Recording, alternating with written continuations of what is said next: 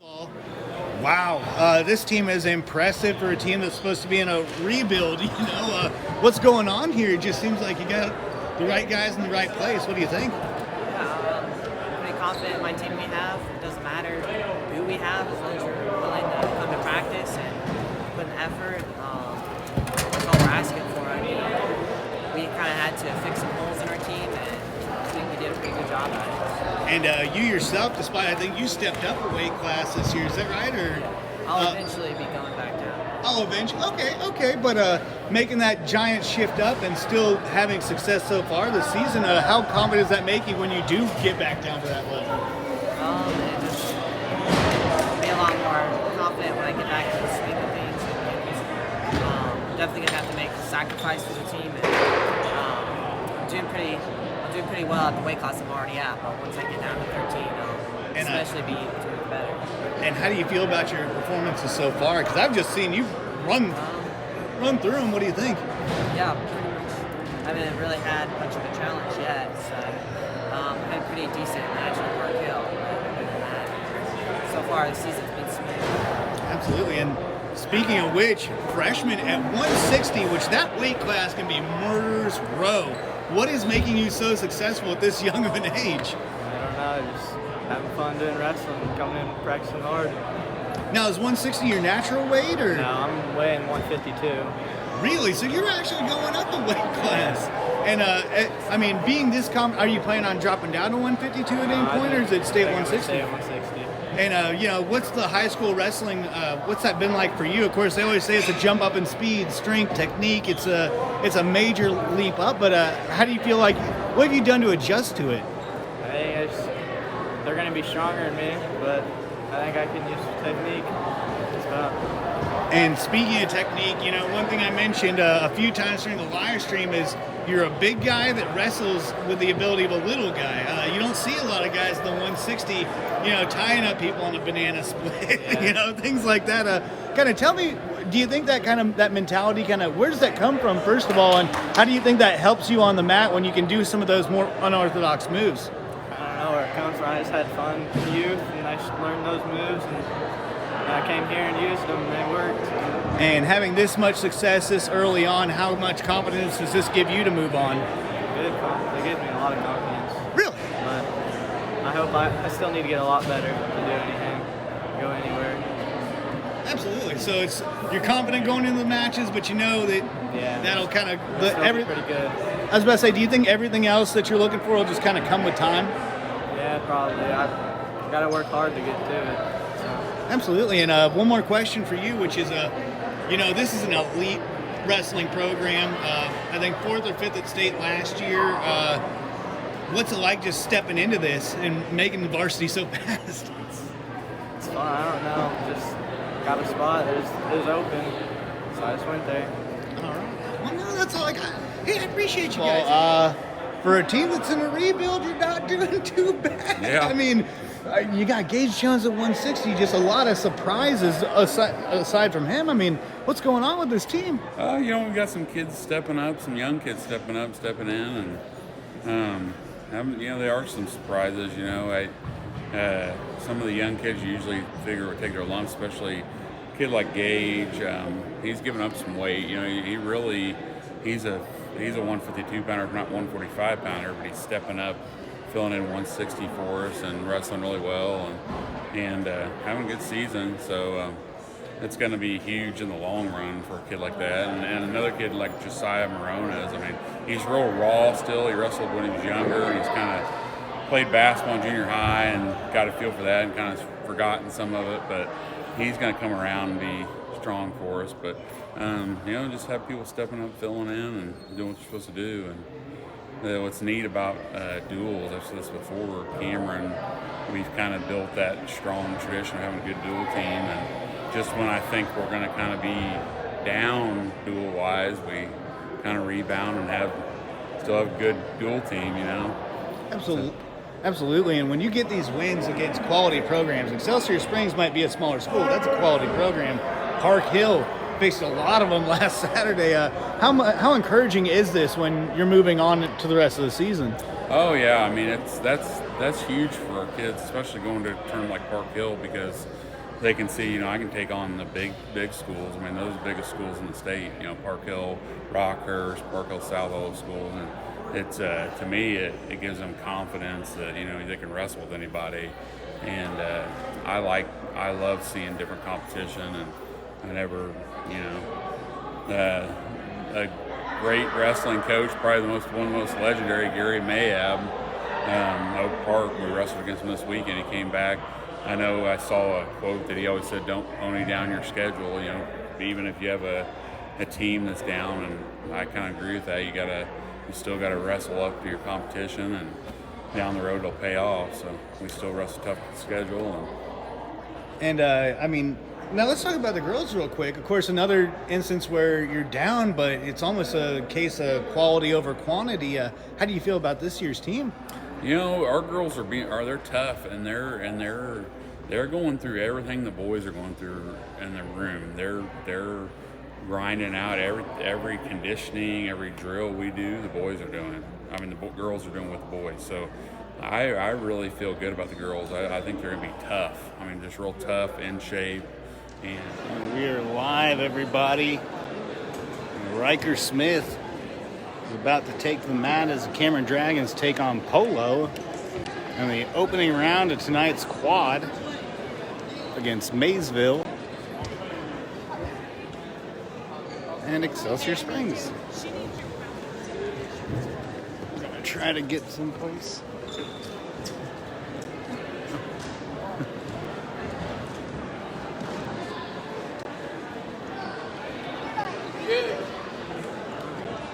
Starting with the girls, guys. So we're going to start with the girls tonight. We're going to go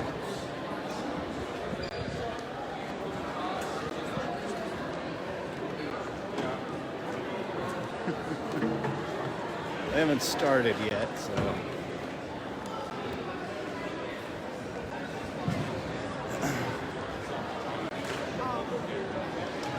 Riker Smith is not putting on his stuff.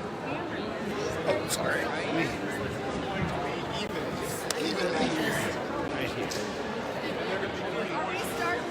Are we starting boys or girls?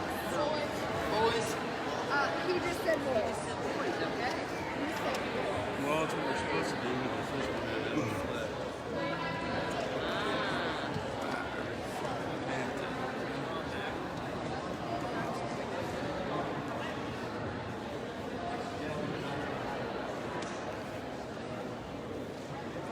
This will be the Dragons' third contest of the season. They started the year off in Harrisonville, and then just over the weekend they took the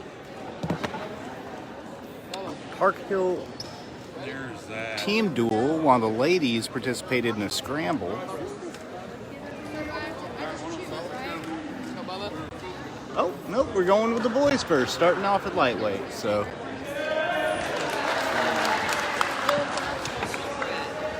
Here comes Mr. Pratt, who also had a solid performance this weekend against Park Hill South.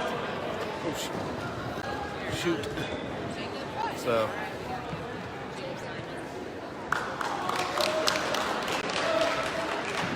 Pratt is a first-year member of the Dragon Wrestling team. Takes over at lightweight. Erickson.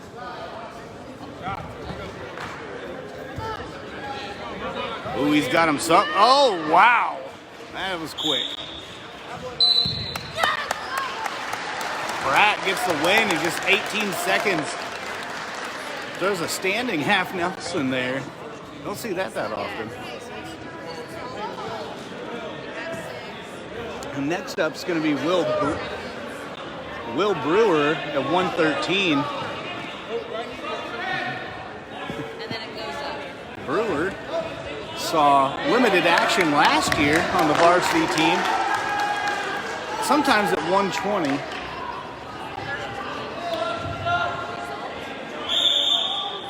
But good results nonetheless, as Cameron jumps out to a 6-0 lead on Polo. after Bubba Pratt, as they call him. Got a standing half Nelson. Looks like Will. So we're sitting here at 113, and they're just working on the computers here, folks. So just give us a minute here as we are awaiting the 113, which will be Will Brewer. Of course, last year's 113 was Caleb Hush. Now Hush finished the year as a second in state. Oh, here comes Brewer. And he's just going to get his hand raised. So Cameron gets another 6 points on the forfeit. And here comes Riker Smith. Smith, also a silver medalist from last year's state games, or state wrestling championship. Is actually, you're going to notice something a little strange with Smith, because Smith is sporting a knee brace, because essentially he is wrestling with one ACL. He tore his ACL during the football season this year. So you're about to see something very interesting in how this young man adapts to this injury. Now, being a state caliber wrestler with a torn ACL is not new. As a matter of fact, Maryville had one in the 220. Oh, whoa! Goes right to his back there. Circles around, gets his 2.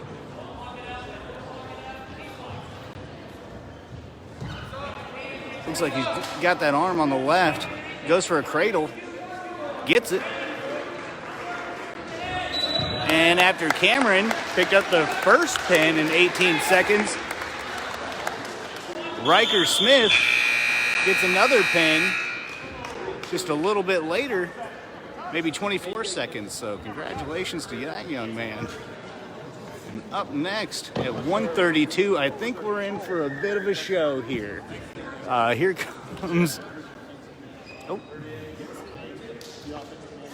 Oh, maybe not.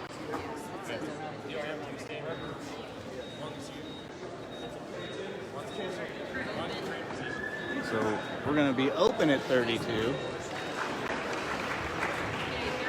It's going to go down as a pin. So here comes Brecken Gates now. Gates, also a state competitor from 2021. I believe he finished 6th place in a strong showing. Oh, another open. I think Gates is just going to have his hand raised. So now we're going to go to 145. And I believe this is Chase.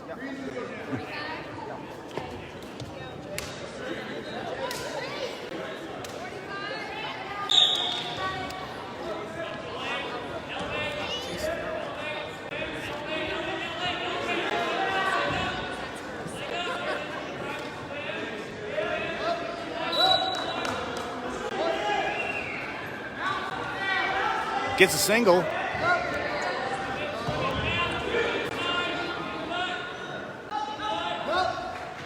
Gets the 2 on the single.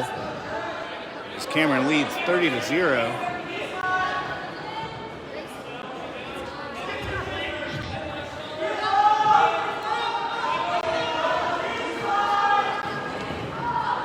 Oh, gets him down. Works the tilt for back points. Now he's going for the banana split.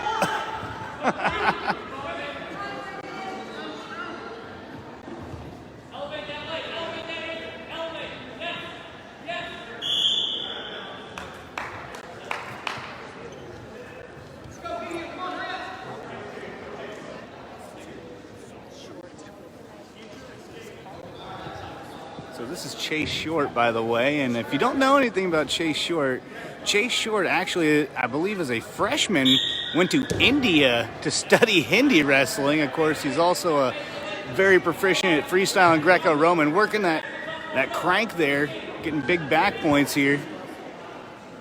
So you're going to see in for quite a treat from him tonight, because he is orthodox, unorthodox. It's just very interesting technique from this young man. Of course, he was also a state competitor last year, trying to work his arm loose. Coach Phil Lim's calling for a power half, but he's just working that tilt game to perfection here.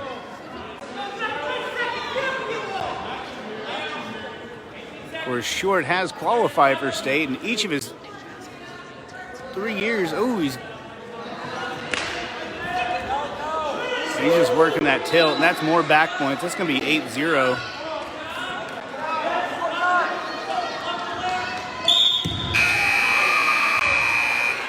Short takes down.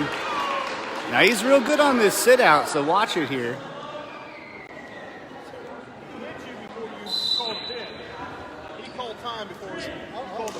Hits a stand up, works his way out. Looks like he's got him locked up there. Watch him go for a throw here.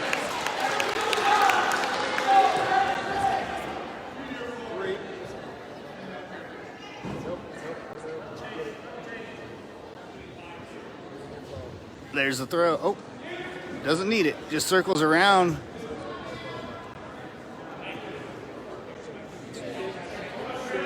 Picks up 2 more. That's 10-0. Now remember, 15-0 is, I believe, is a cutoff for a tech fall. So he's getting pretty close so far. Still up there. Looks like he's got a chicken wing on one side. Nope, lost it. No, he still got it. He still got it. So Short's working that chicken wing to the right side. Oh, now he's got on the left. He's gonna work that over, connect his hands, and then it's all gravy from here. So watch him try to connect those hands, and then he might go chest on that elbow and push him over. Yep, that's what he's doing. Chest. No, he's circling around. He's working the chicken wing now. There it is. Going for the pin with less than 30 seconds left in the second period. Circles back around. He might slip the reverse half Nelson here. Or is he just going to...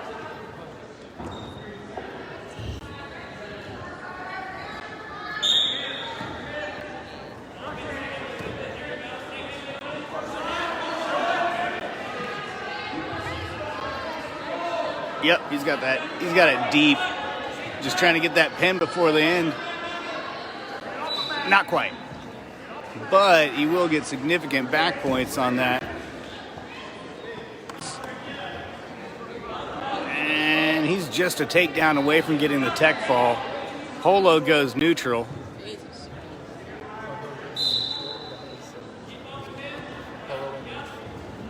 Oh, Short goes for the double.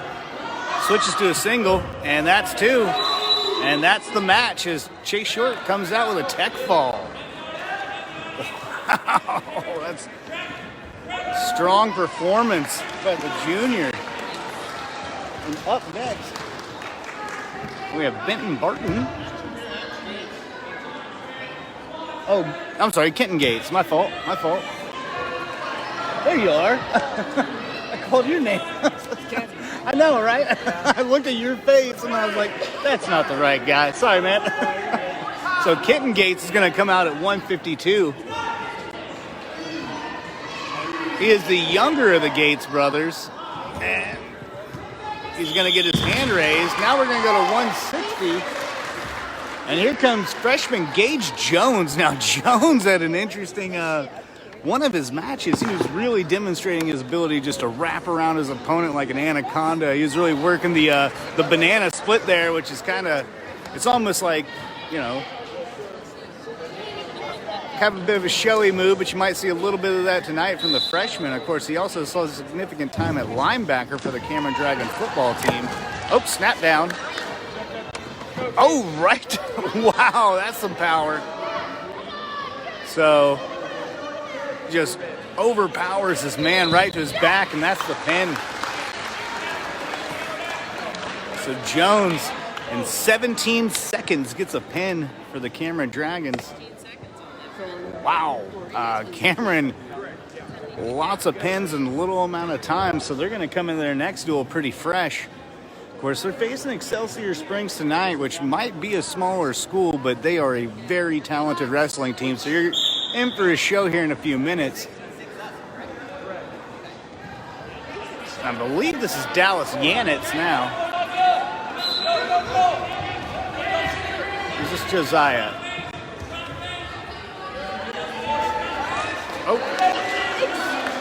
sprawls out.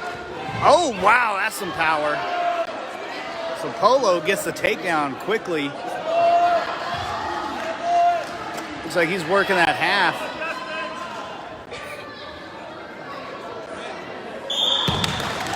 Still working the half. Switches. Now he's going for the arm bar on the right side. Tosses that. It's going to work the half from the... Try to work a power half.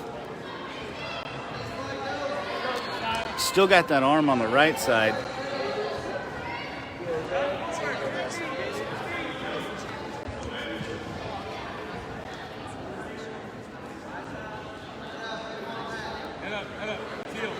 Oh, and there's that half.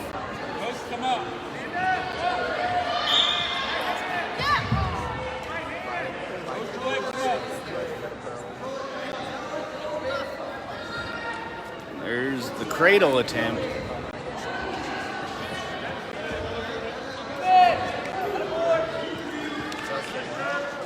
I was trying to leg ride a little bit. Oh!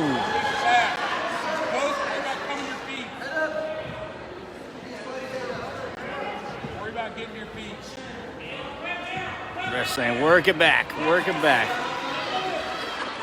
Oh, there's the power half. Steps over.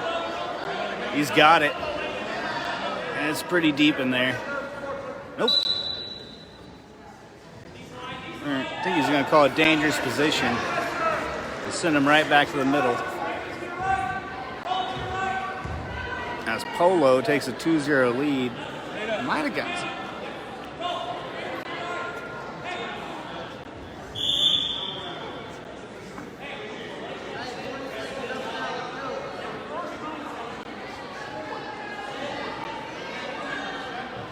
Gets a warning.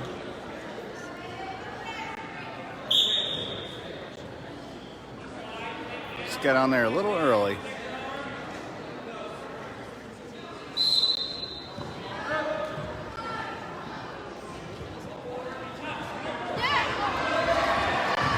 Josiah's trying to stand up.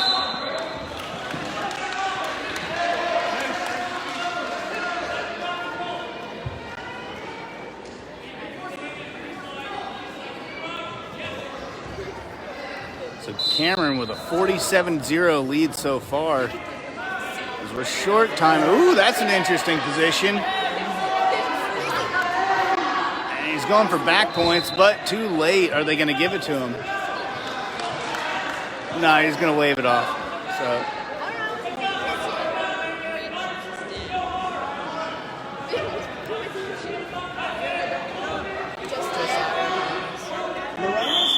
Okay. Top gears, little brother. Ah, okay. So Josiah Morones had a decent performance this weekend at Park Hill. Ooh. Right into the half. And that's a pin, so Polo gets on the board with a pin over Josiah Morones. Once again, strong wrestler so far. And up next, we're going to have Dallas Yanetz, a first-year varsity wrestler at 182. Of course, Yanetz also had a pretty solid performance this weekend at Park Hill, as he'll be taking over. And here comes Yanetz, ties up with him immediately. He's in a bit of a headlock there. Looks like he's going to bulldog him. Yep, right to the half. And it's deep in there. He's going to step over.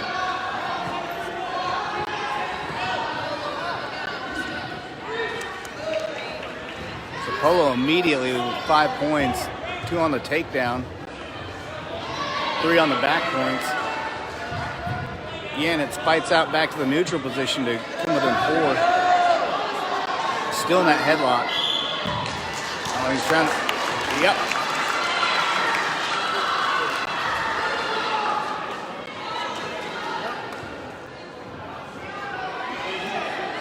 Yanetz in a bit of trouble early.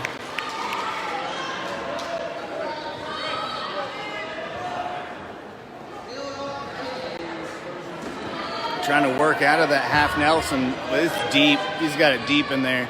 He's trying to bridge. Polo makes it 12-47. And up next, you're in for another treat tonight. Of course, here's Paul Vienna, who made such a quantum leap as far as his training went over the summer. Honestly, if it wasn't for the glasses, I would have thought it was his older brother. Last year, he was wrestling at 170. This year, he's going to step up to 195. So check out Paul Vienna. Someone has to convince this guy's parents to let him go out for football or something, because heck of an athlete here. Vienna also saw a lot of success this weekend. Digs in deep, goes for the shot, but they're out of bounds. Still neutral.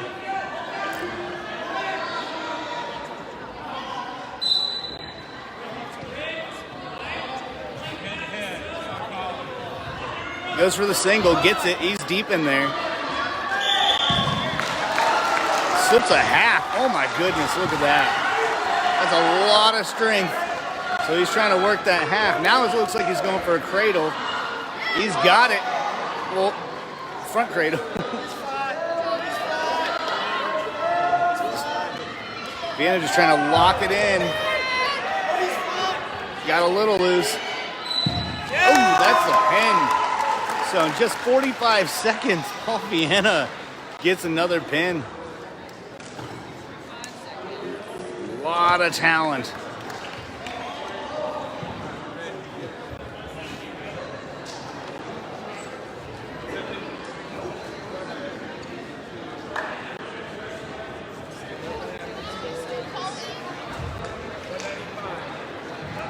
So at 220, Cameron's going to get the forfeit victory.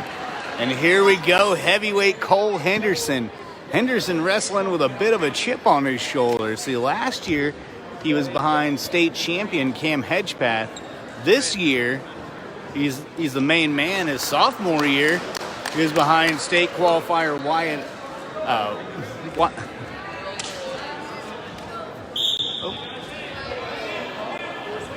And that's the duel as Cameron wins 65-12.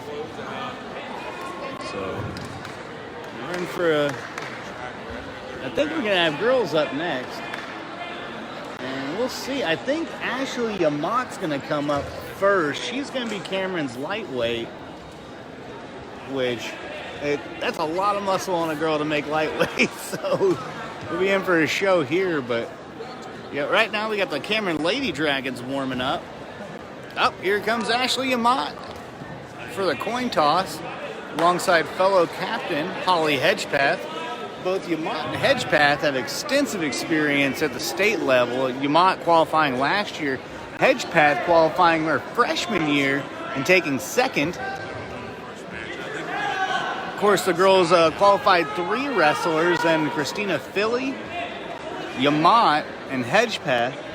Of course, they couldn't get anyone on the podium last year. It was a stiff competition. Of course, last year's competition was also narrowed down. Instead of having 16 wrestlers, they had 12. So it was a bit harder to qualify for state last year than it would have been.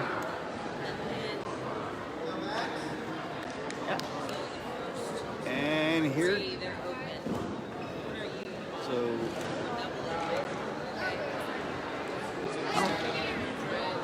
So I think I heard the first 3 matches are open.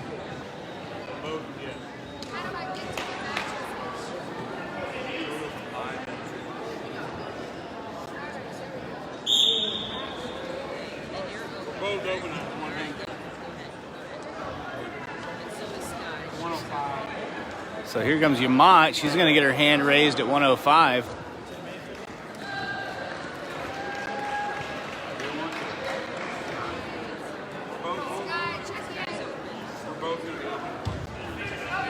So 110's going to be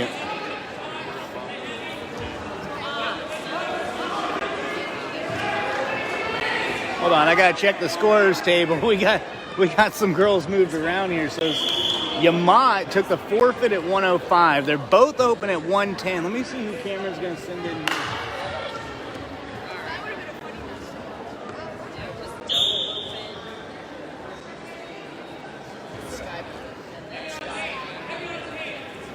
Okay.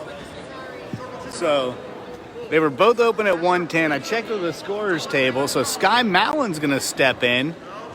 Now Mallon is a first-year Cameron varsity wrestler. Of course, she also had decent success this weekend.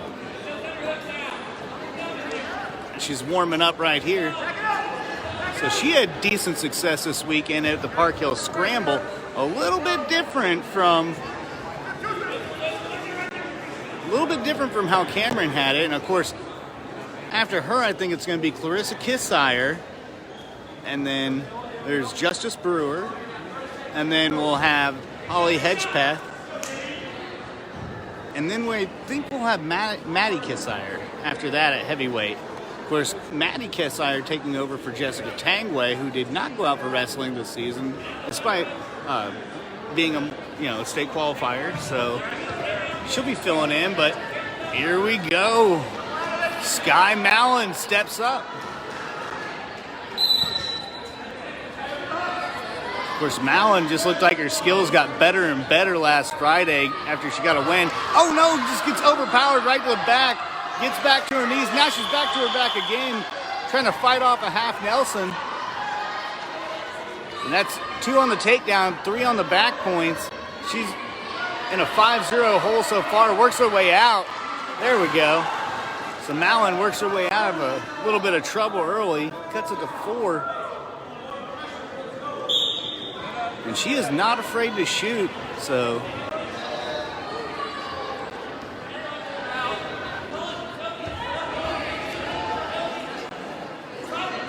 So they're just battling for wrist control right now. Allen's got a shot open there.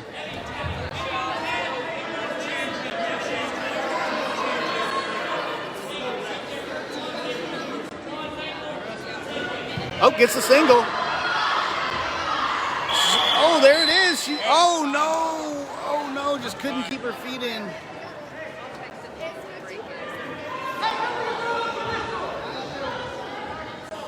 Smallin went for the single, just couldn't keep her feet in. As she trails 5-1. Just got overpowered there and taken right to her back.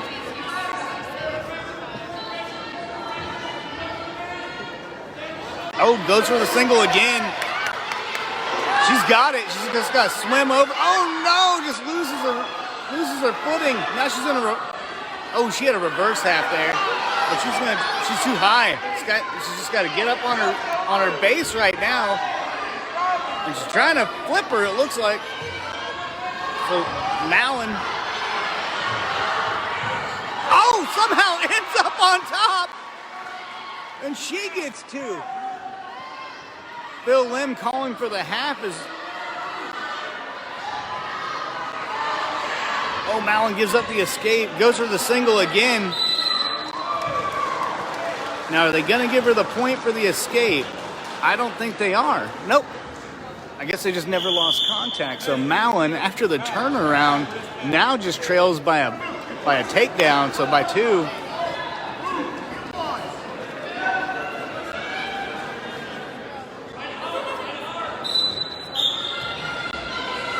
Mallon going for that elbow, breaks her down.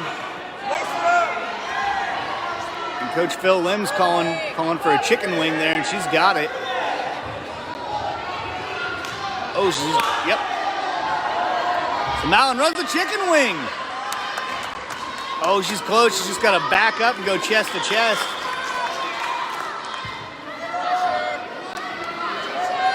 Mallon just working for that pin. She's close. That's it, Mallon. Sky Mallon picks up a win for the Dragons, as the Lady Dragons so far lead 12-0. 1 forfeit, 1 pin by Sky Mallon. So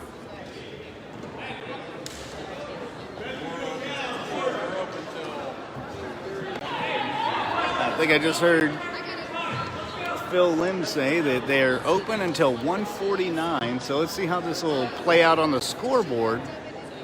Of course, this is kind of one of the bummer parts of dual wrestling. Sometimes you'll have the better team, but you'll have more open spots, and with every forfeit, you lose a point. So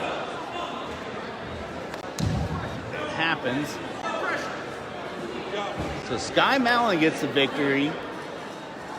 Ashley Amott gets the forfeit as the Dragons lead 12-0. While we got a break in the action, let's thank our sponsors.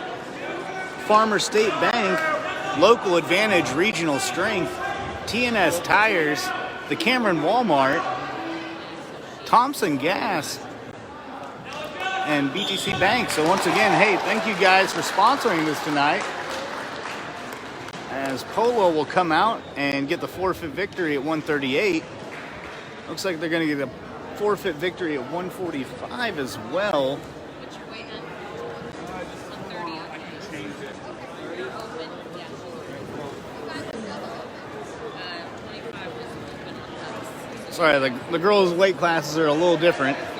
So she's going to get her hand raised at 145. 25, they got 6 points. 30, they got 6 points. And here comes Justice Brewer. Brewer absolutely tore through the competition last Friday. I think she had a couple of slight challenging matches, but definitely coming in here with a bit of experience. Of course, she saw a lot of time last year on the varsity, so another one of those girls that she made it to the sectional match, which was something that was brought about during COVID-19.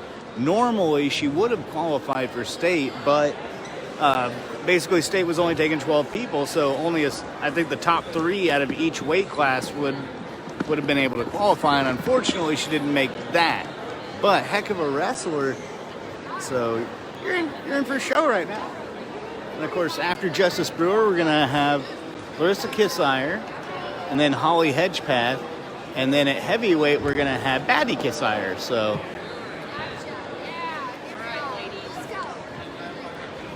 all right, they are done checking into the table. So, here comes Justice Brewer. She ties up. Goes for this double. Gets it. Works that far arm. Ooh. A little high. Oh, tries to go for the cradle. Can't quite get it. Keeps the headlock. Bulldogs her way. Looks like she's got a half right there. And she's going to run it. And there you go. A little high, but backs herself up. She's going to go with a reverse half here. And that's the pin. So in just 38 seconds, Justice Brewer picks up another victory for the Lady Dragons as they lead 18-12.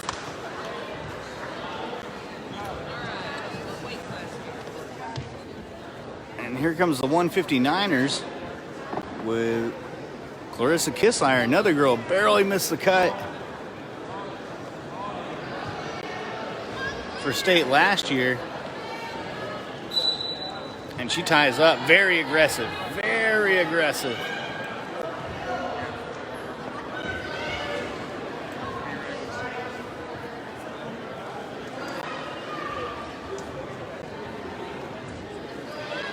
Still tying up. Ooh, she had hand control of that arm.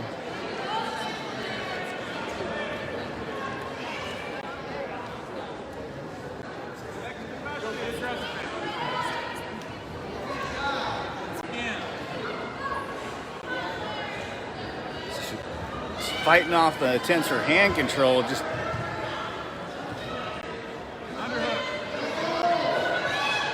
she's going. Lynn was calling for a Russian, and she was getting in position for it.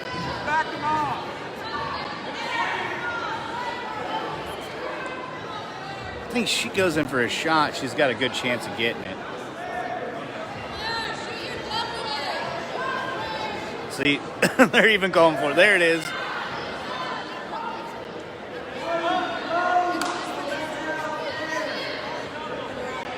Oh, gets a single. She's got to stand up with it.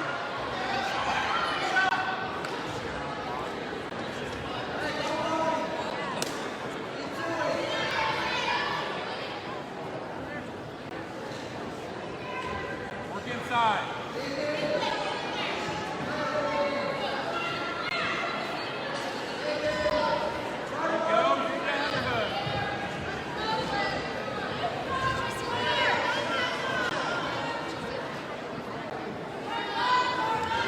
So it's, oh no, she could give up the double right, or the takedown, getting close, and there it is.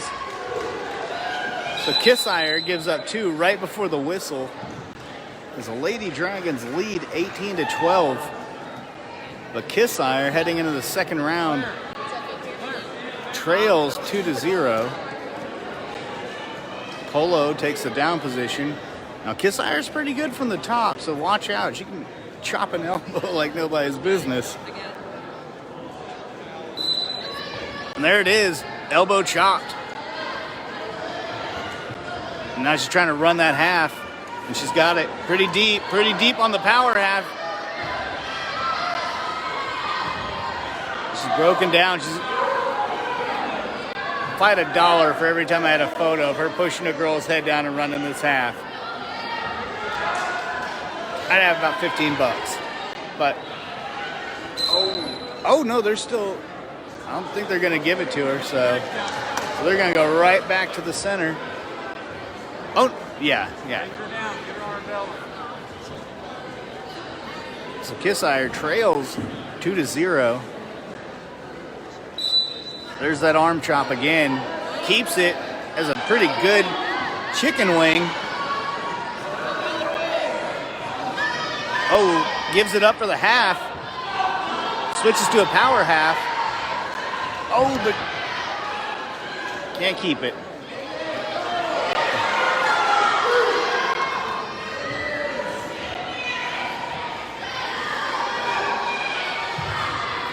Goes for the single, gets it deep. She's just got to walk it up. And there it is. She gets that foot up. Now,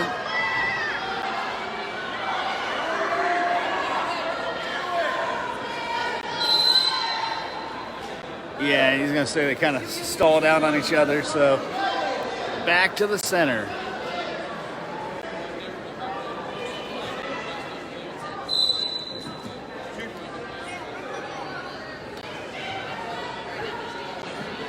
Kissire circles, looking to get some points on the board for the end of this period as she trails 3-0 after giving up the takedown and then the escape.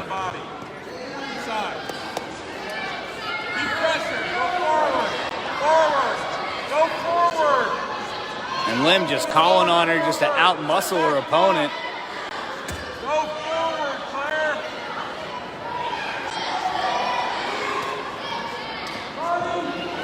Polo tries to go for the head and arm throw. Just can't quite get a grip there. As we reach the final seconds of the second period.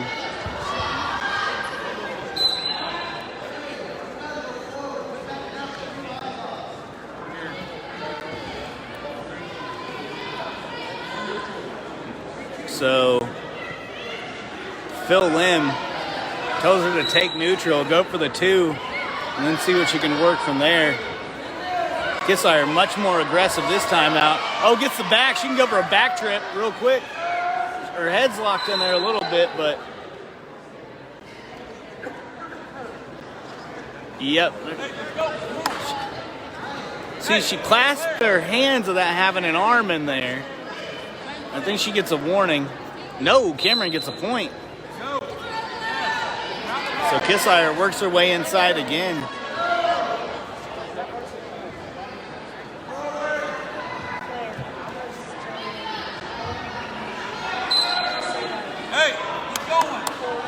So now after the penalty, Kissire's just one takedown away.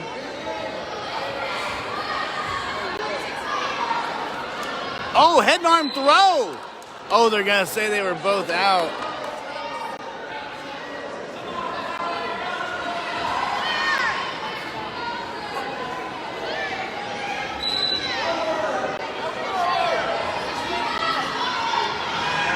Kissire going for the throw again. Gets it. And that's a takedown. Now they're giving her back points. And that's the lead right there. And that's the pin. No need for any of it. So Claire Kissire picks up the win, giving Cameron a 24-12 lead as we head into the heavier brackets here.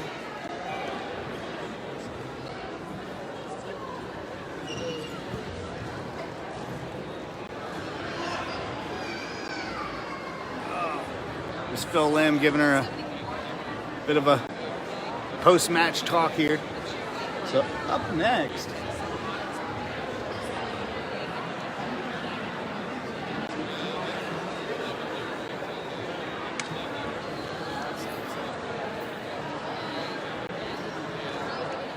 yep, it's going to be a forfeit. So Cameron is going to take a 30-12 lead as 2019 states or 2020 state silver medalist Holly Hedgepath takes the mat. Now Hedgepath is wrestling more at a natural weight than she was last season. Last season she tries to cut. Oh, gets the bear hug in early. Front headlock there. She's got to snap her opponent down. That's deep. Snap first. Gotta take her to the mat. Take her to the mat. So she's got that front headlock in there real deep. Oh, and they're saying they were both out of bounds.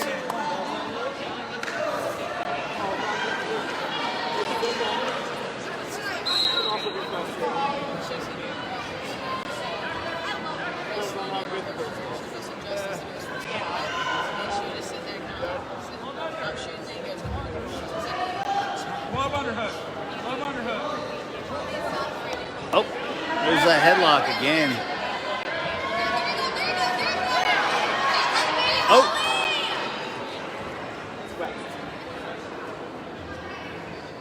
So Hedgepath gets the takedown, leads 2-0. They're going to call them both out of bounds, moving back to the middle.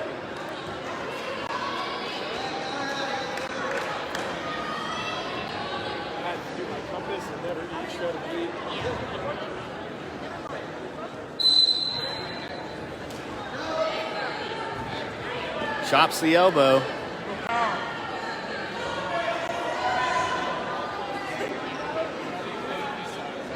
Looks like she's trying to work a half Nelson on the other side.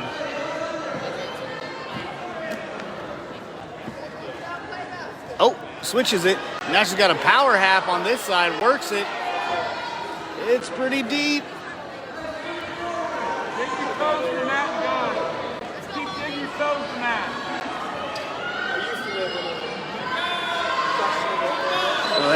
Oh, they're going to call a dangerous maneuver there. No penalty. They're just going to move him right back to the center of the mat.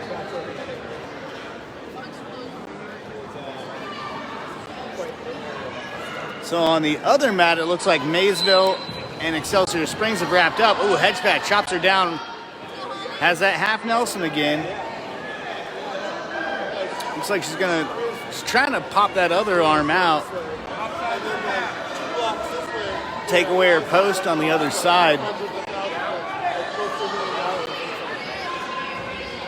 And they're close. 3-2-1, and that's the period as Holly Hedgepath leads 2-0 after getting a takedown on a snap down.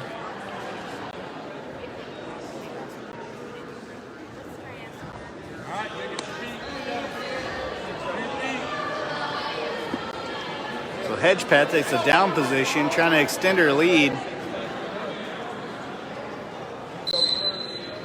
There she goes with the, tries to go for the stand-up.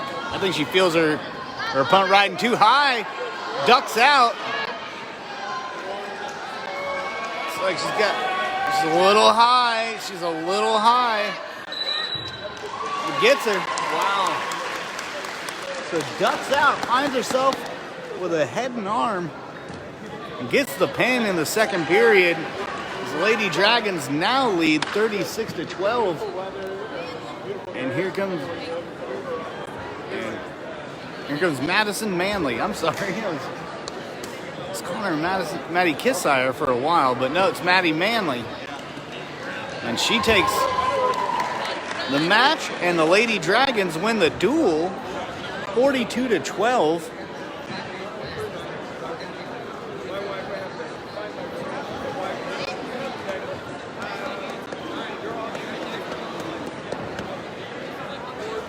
So the Dragons start off with a victory, and then the Lady Dragons pick up a victory. Right now we got the mats clear and a packed house. So Cameron takes its wrestling the Northwest Missouri area takes its wrestling very seriously. So these two will shake hands, try to stay a little loose.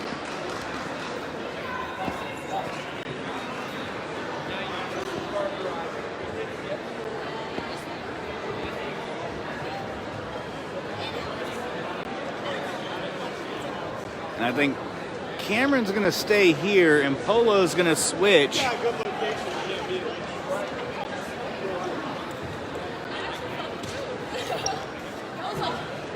So while we got a break in the action, let's thank our sponsors: TNS Tires, Thompson Gas, Farmer State Bank,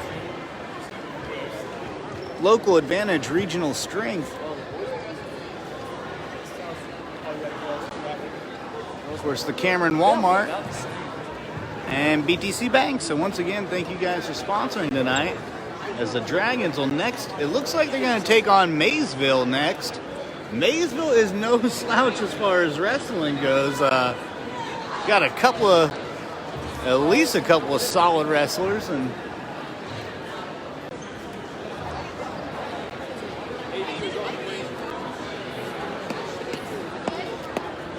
so we're just waiting for the action to get started. And once again, thanks for watching tonight for this quad. Cameron made the last one pretty fast. Let's see how long this one will take.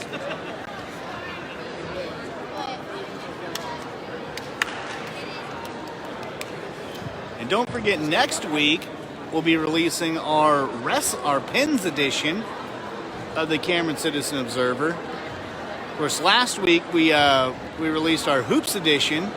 Typically, in years past, we've done a Hoops and Pens where we featured articles on the basketball team and the wrestling team. This year, due to overwhelming popular demand, we broke both those special sections in half. So this year, it's still on the shelves. You can pick up the basketball edition, and then next week, pick up the Pens edition, where we'll be talking about the Cameron Dragons, Lady Dragons, as well as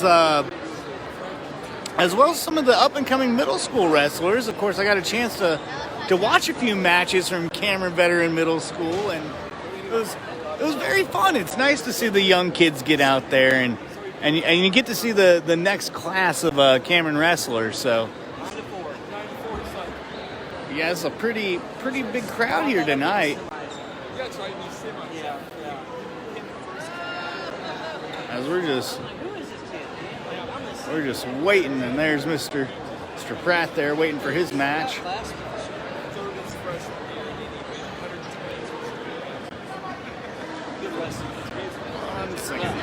So we're just waiting on the scorers tables.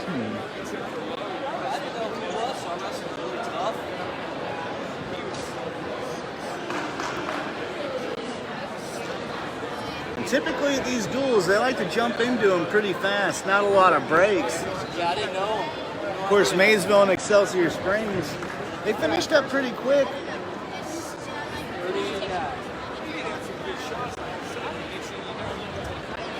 But yeah, we are still waiting on the next match. So there's Maysville, the Wolverines.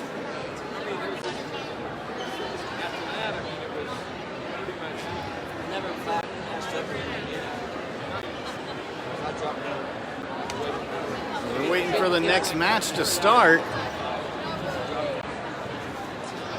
Of course, we got Maysville, we got Polo, Excelsior Springs, and Cameron here tonight as part of the Dragons and Lady Dragons home opener. Last week, they started the season against Harrisonville. Faced a couple of pretty good teams.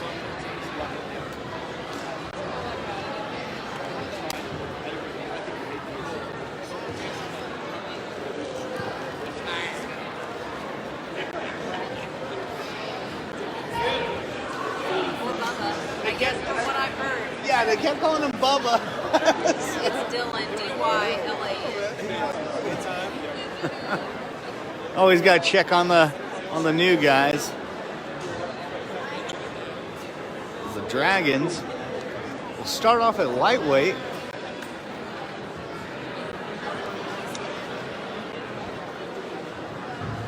So you get ready to take on Maysville.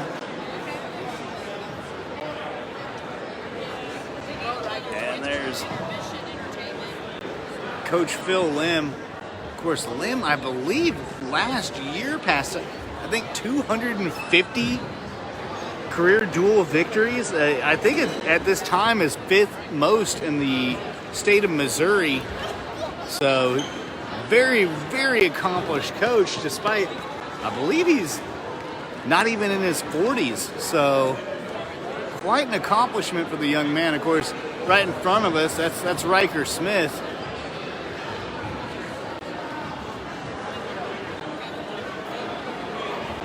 So, definitely some good wrestling tonight. The Dragons, as a team, I believe, took 5th place in earlier this year when the state meet was moved to Independence due to the COVID-19 pandemic. So they moved it to Independence.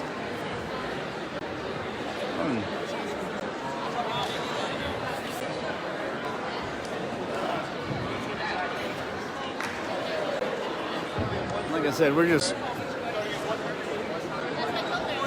waiting for the matches to get started again.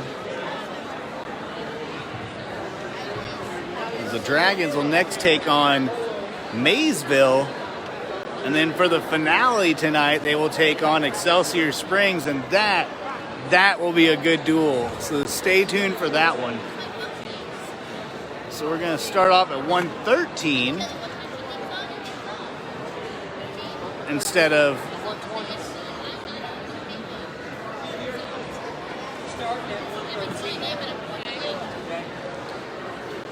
so the official comes over to the scoreboard letting everyone know that they're going to start off at 113. Now last time around they started off at lightweight with Dylan Pratt taking the win.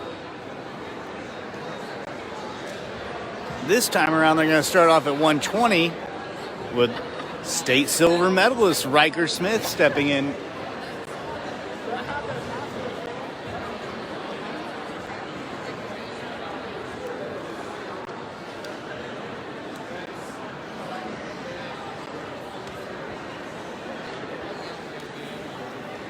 So Smith paces the Cameron Dragons section, waiting for his opportunity to get on the mat.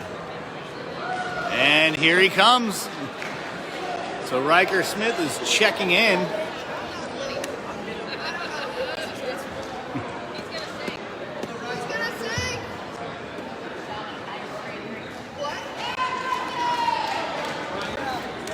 Once again, this is Riker Smith, who tore his ACL playing defensive back for the Dragons. So he is wrestling on one good knee, but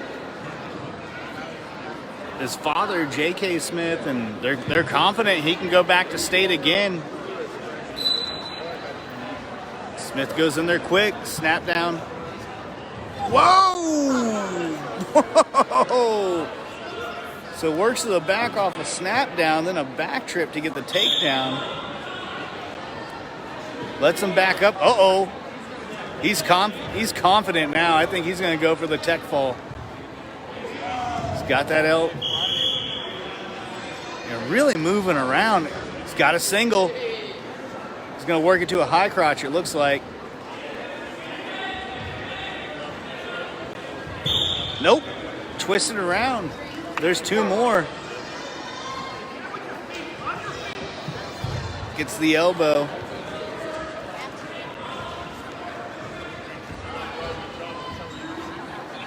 Keeps that wrist. And there's the tilt. So he's going to score some back points here. Keeps that chicken wing. Takes it over. He's going to score some more back points. So I believe that makes the score 7-0 so far. Is he going for the pin? think he's trying to flatten him out now and get the pin. And that's it. So with just 39 seconds left in the first period, Riker Smith, after just racking up the points, picks up the win. Gives his dad a high five and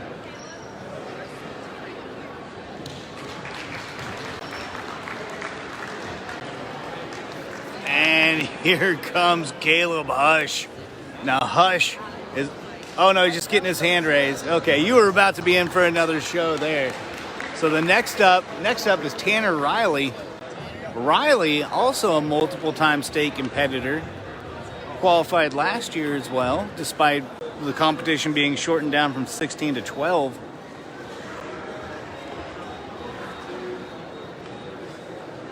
Riley is also an accomplished defensive back for the Cameron football team, as well as a pretty solid outfielder for the baseball team. So he's a multi-sport athlete.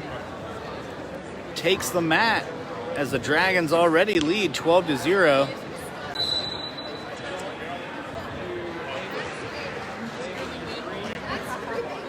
There's a few goes for the single, gets that ankle,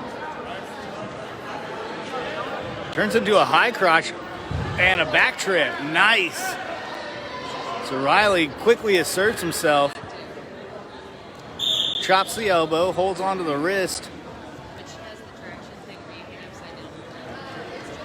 and oh my goodness. Just goes for the pin early. Definitely in a very dominant position right now. He's going to slip the half. Oh, a little too late on that.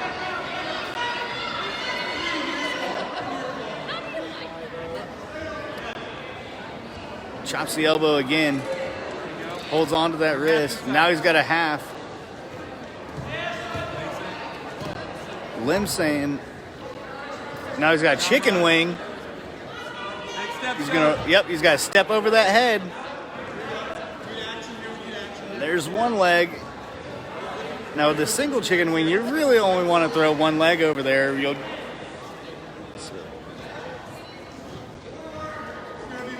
And it's close. I think he's just looking for just a couple more inches on that other shoulder, but one shoulder's flat. That's it. So Tanner Riley gets the pin with just 15 seconds left in the first period. And up next, we got Brecken Gates at 138. Once again, Gates, a multiple-time state qualifier. He qualified in 2020, 2021, and I believe 2019 as well. So very well-seasoned 138, staying at his current weight class.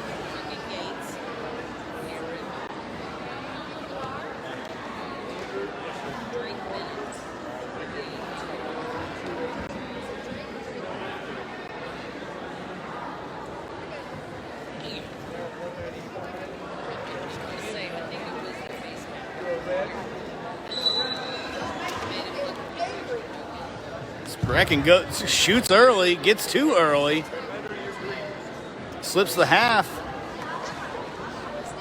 tries to run it, switches, jumps over to the other side, slips the half on the other side.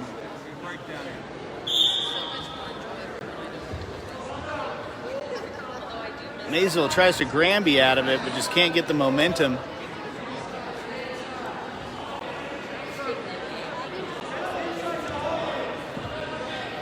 So Gates flattens him. Looks like he's got a reverse half Nelson on his left, but he's going to go for something else. He's going to go for the cradle. Nope.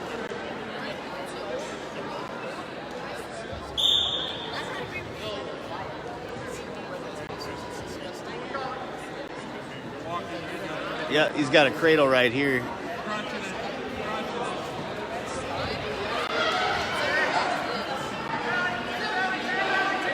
Just can't quite get his hands clasped.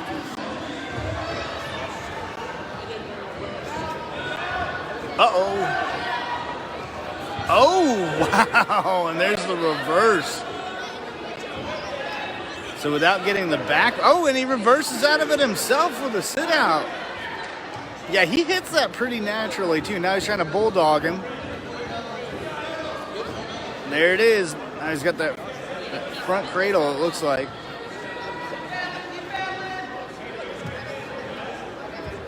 Yep.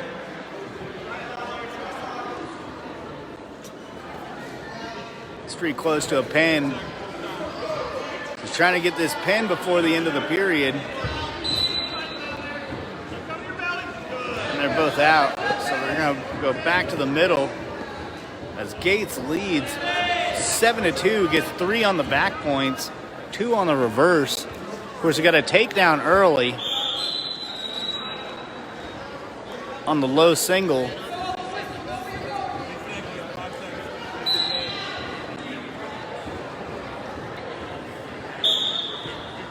Works that cradle, but he's not going to get it in time. So after the first period, Gates leads 7-2. The Dragons lead 18-0.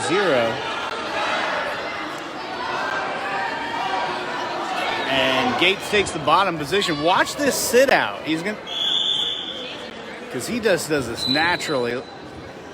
Oh, no, he's going to go for the stand up. Twists out. Got his leg caught a little bit. Sprawls.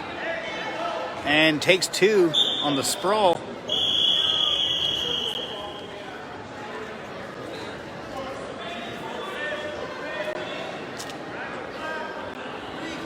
Slips the half.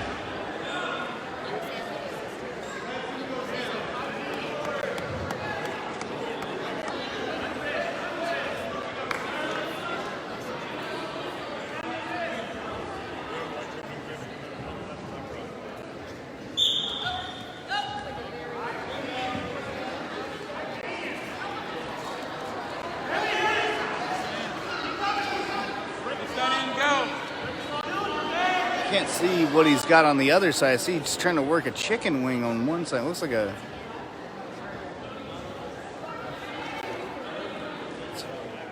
Oh.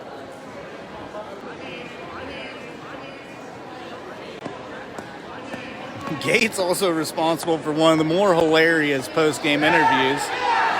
Oh. If you check out his state qualifying interview from last year. Oh, cross faces him from the top, sets that up to go for a cradle, and he's got it in there pretty good.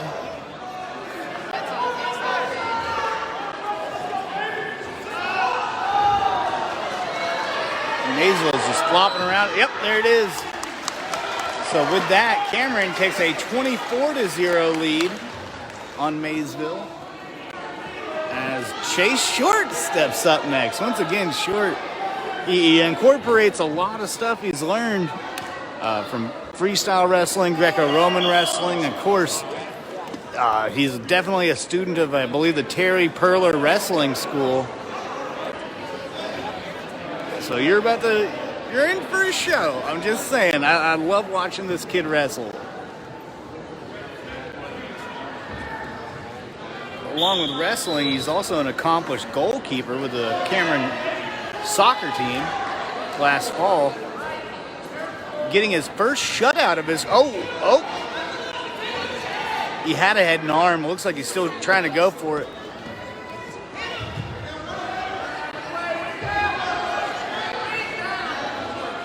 He's got a back trip, but he's trying to... Gets a single. Oh, and they're both out. So he had a deep single there, just couldn't finish it. They're just too close to being out of bounds.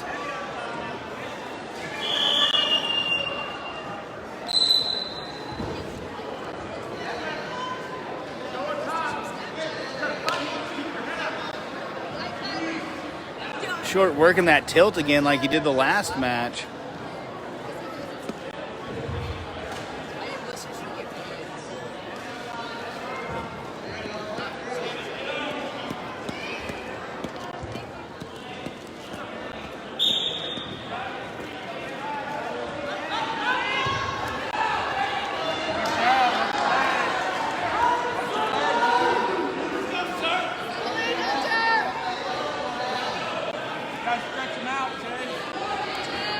Lim calling for Short just to flatten his guy out.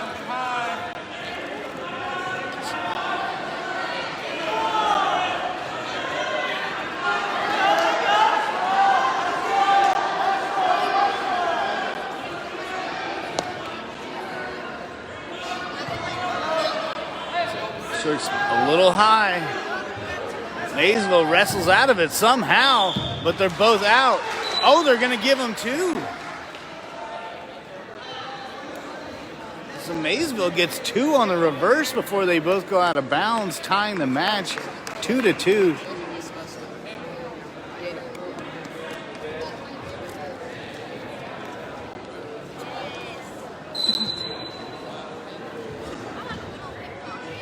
Short, it's a stand-up. Oh, switches around. Caught in a double, so no points. Just a lot of energy exerted. As we are almost done with the first period, as this match is tied 2-2. With Short scoring on a takedown. While Maysville scored on that late reverse you just saw.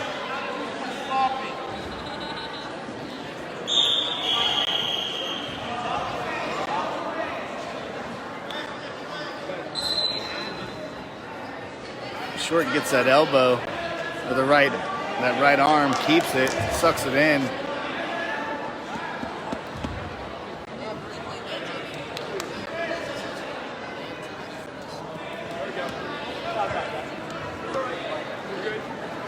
This is hard to tell what he's. Match score, bounce score, 0-0.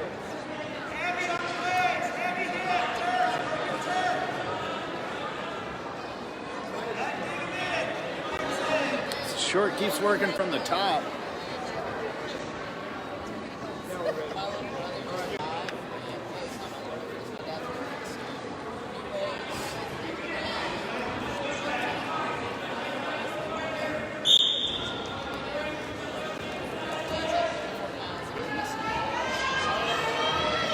Trying to score some back points on a tilt, but just can't get it.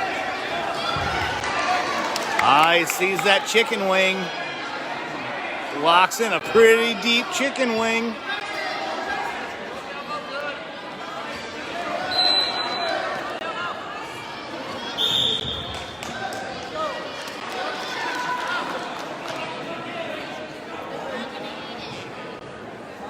So despite having a pretty deep chicken wing, the ref says, hey, they're both stalled out, so he resets them. Chase gets a break. Short gets a breakdown immediately in the arm chop. Looks like he's going for that chicken wing again. Nope.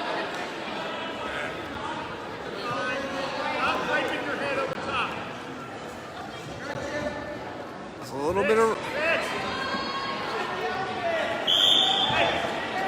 Oh, sorry.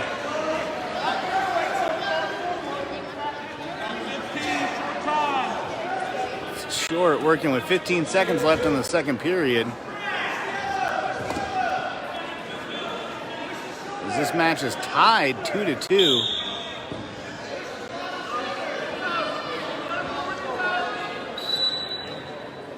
And that's the period. As the match sits tied 2-2, but the Dragons lead the duel 24-0. So Chase Short's looking to get a quick one on the escape. But just like Brecken Gates, he'll hit that sit out just naturally. So watch. Oh, goes for the Granby and gets out. Gets the one on the escape. Fights off the takedown. Oh, head and arm throw. Oh, wow. Wow. So Chase Short makes the head and arm throw. He is racking up points. He's got 2 on the takedown, at least 3 on the back points right now because he's got them pretty stretched out here. So there's 3. He's wrenching it just trying to flatten that back out, and he's taking his time now because he's got a minute left in this period.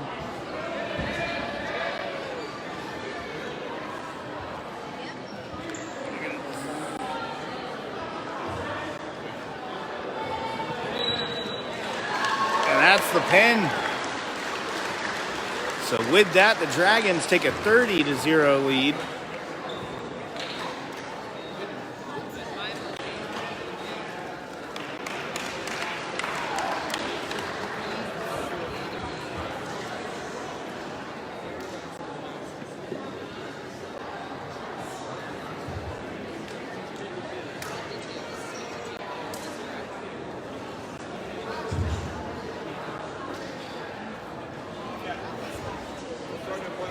Same color. Polo's still green, shorts are still red. And polo's really green. So both the wrestlers are checking in now at 152.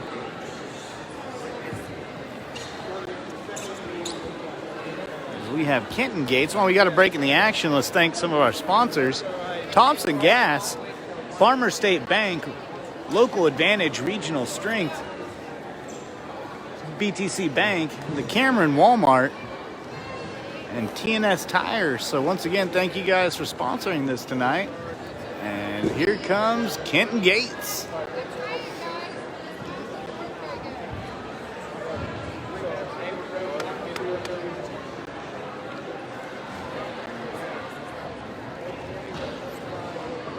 Wrestling at 152.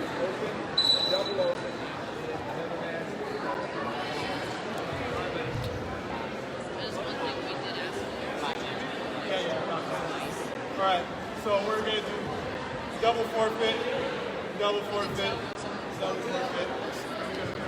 Oh, spins around, gets a takedown. He had a half. He's got one with his left arm.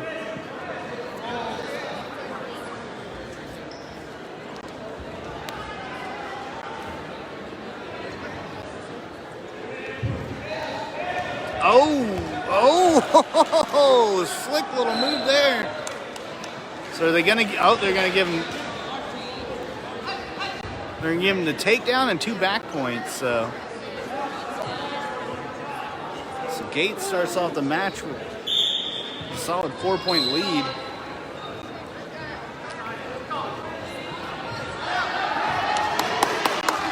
Pulls out a. Ooh, tried to cradle him.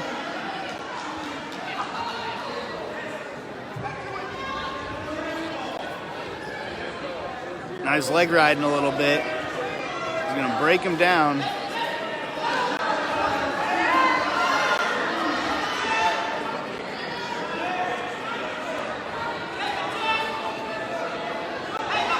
Ooh, leg. That's the bananas. Oh, they're going to call that a potentially dangerous move. No penalty on it. Well, I think we might have a blood time right here. Yeah, this guy got popped in the mouth a little bit. So Cameron trainers will tend to him. Well, Gates gets a little talk from the coaches here.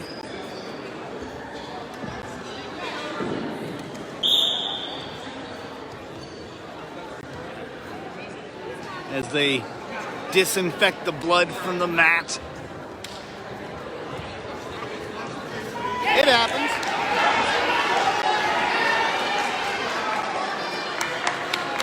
As a matter of fact, Amanda Jefferson during the Park Hill Scramble got popped in the nose, and they cleaned it up, and then suddenly just a touch and the water just started flowing. So it happens in wrestling often. They just got to clean everything up and get back to normal. As Gates leads 4-0 on the takedown and the back points. Cameron trainers try to clean up all the blood. So they got to get everything now. So he looks clean. They both look clean. The mats look clean, and they're back to it. So Gates with a 4-0 lead. The Dragons lead 30-0. Gates fights out the sit-out. Looks like he was going to try to go for the half, changed his mind, and they're both out of bounds.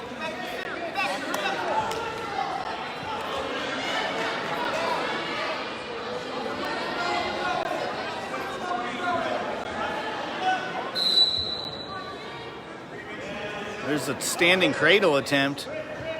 Trips him, sets it.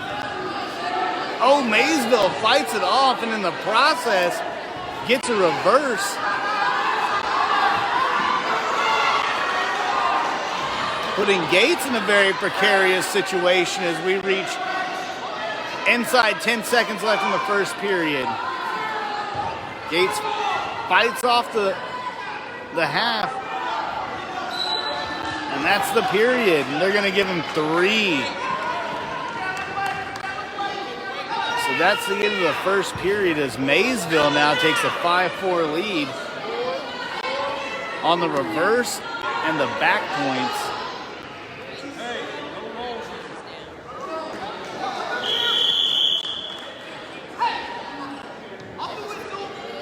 And that was Phil Lim saying, hey, watch out for that Granby roll. And then Gates is trying to simplify his attack this time around. Oh. So that makes it 7-4. Maysville looking to get on the board this round.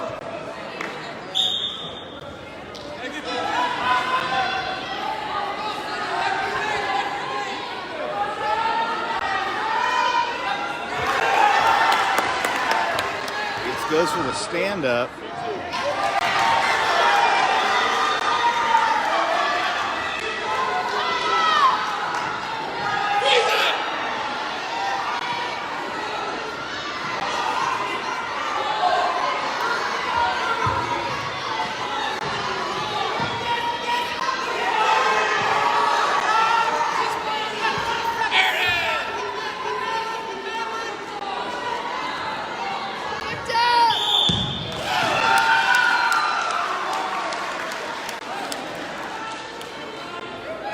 Just inside a minute left in the second period.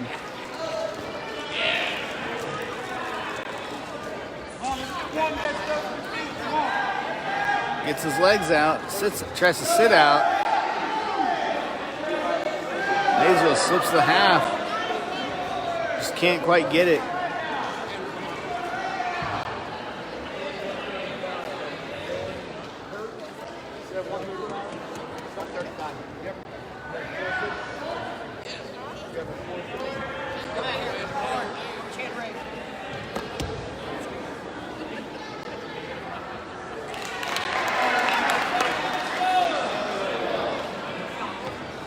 Tries to go under for the cradle. And that's the period.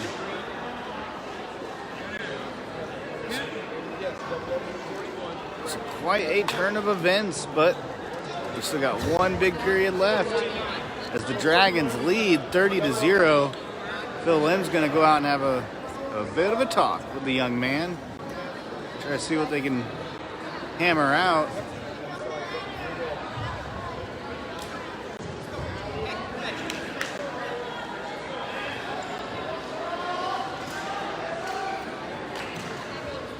While we got a break in the action, let's thank our sponsors.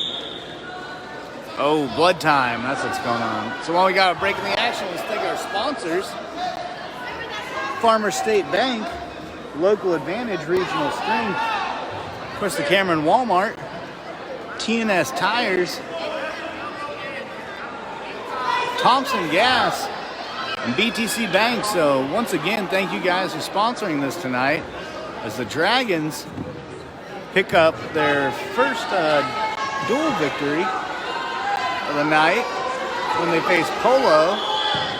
And the Lady Dragons picked up a dual victory against Polo. Right now they're facing Maysville. Both ranked. As the Dragons lead 30-0.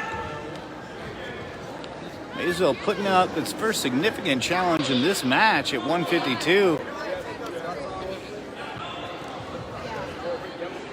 And Gates is just a sophomore. So, oh, there's the head and arm throw attempt.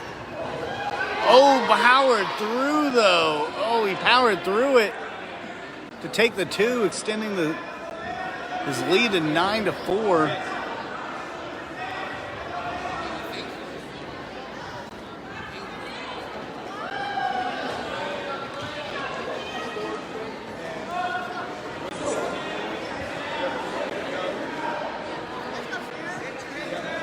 We have a match here.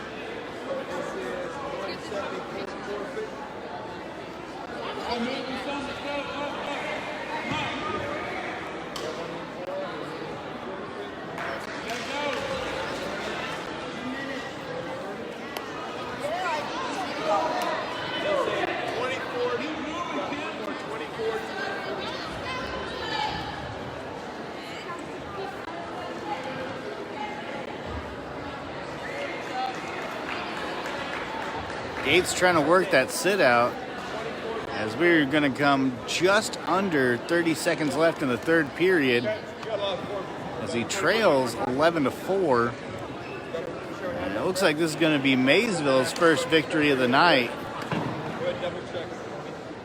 Well, first victory against Cameron in the duel, so. Oh, tries to.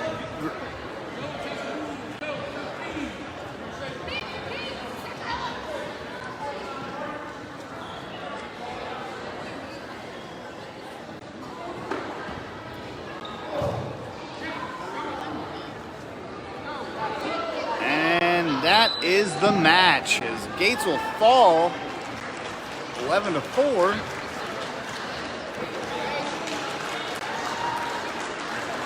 And up next we got Gage Jones, the 160 freshman, coming off a big pen on his last match. A bit of momentum.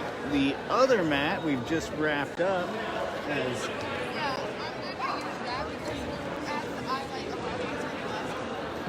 so the Dragons will finish the night against a very talented Excelsior Springs team. Oh, and Gage Jones is going to get the forfeit at 160. You don't see that often, honestly. So up next, we're going to have Josiah Moronis.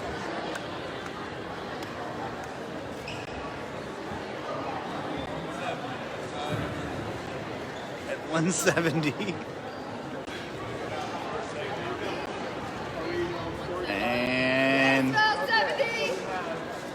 And that's a victory for the young man.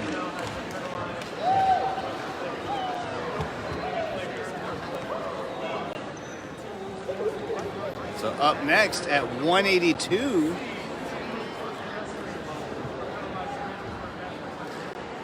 we're going to have Dallas Yanetz, also an accomplished football player.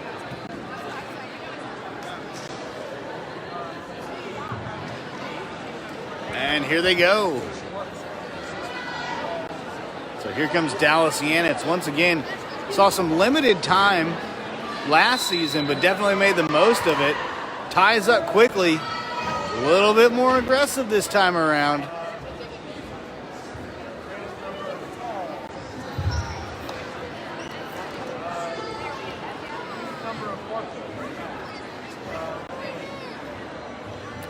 As the Dragons, after the forfeit, lead 42-3.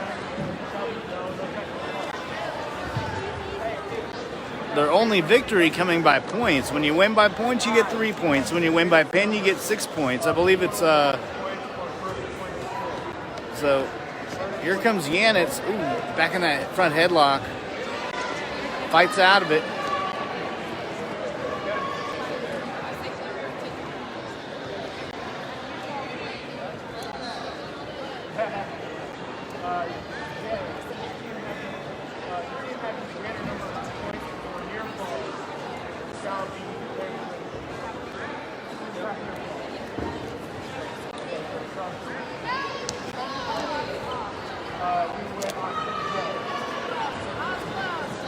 Yanetz fights off the single. got it deep though. Maysville's just got to step into it and build up. Switches to the ankle.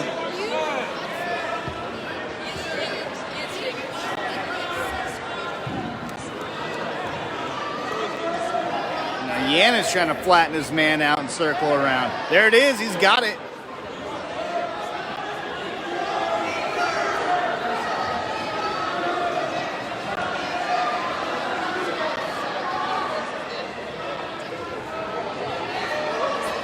Trying to work around and get hip control, but just can't make it. As both go out of bounds with just 5 seconds left in the period. Score is still 0-0. As far as the duel goes, the Dragons lead 42-3.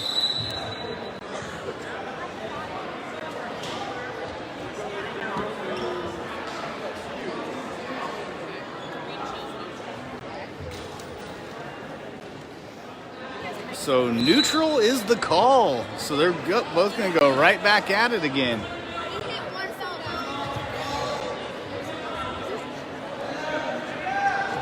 Ooh, oh, we almost had that head and arm throw right there.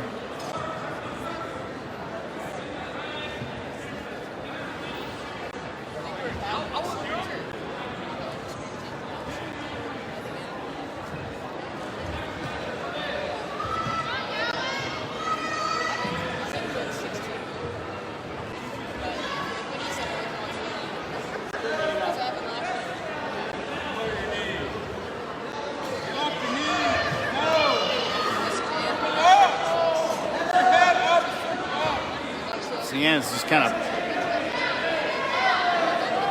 looks like he's trying to go for that same. Oh, tried to go for a fireman, couldn't quite make it, and he is in a deep chicken wing right there.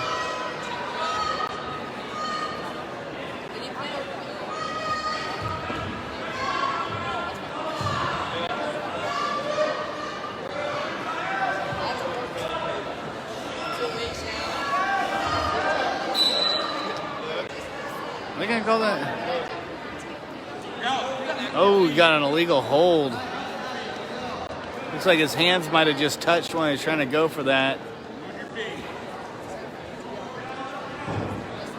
So Yanetz will get a point on the illegal hold, making the score 5-1 with 45 seconds left in the second period.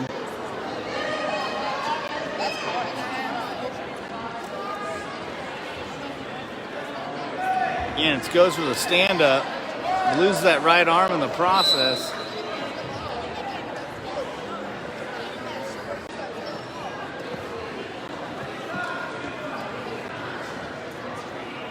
He's going to put him right back in the middle again. Now an escape will get him one.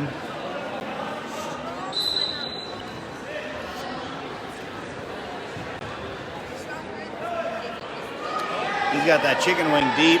He's just got to step over on it. There it is.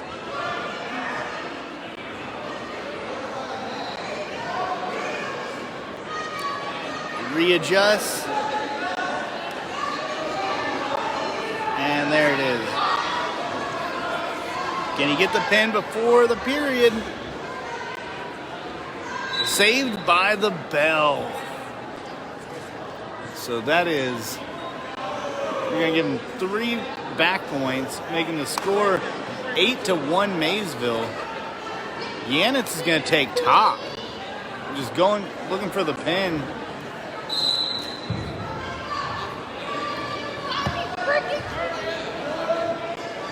Oh, gets the front trip. Oh, they're going to say clasped hands.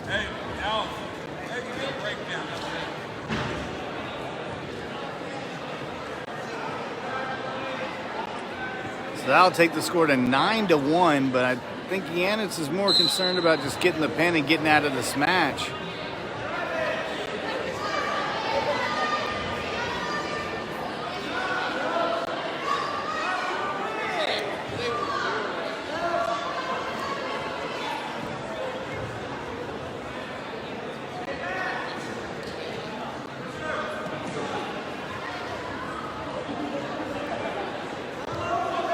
Oh, he's got something. He's got that far arm. He can just suck. Oh, no. He loses it.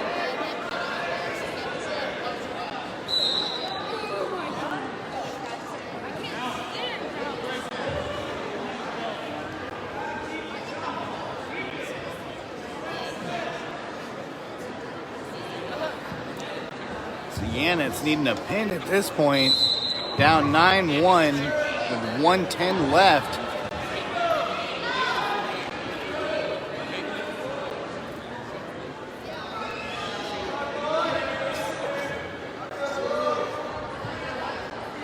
The escape makes it 10-1. Goes for the fireman, but once again gets stalled right in the middle.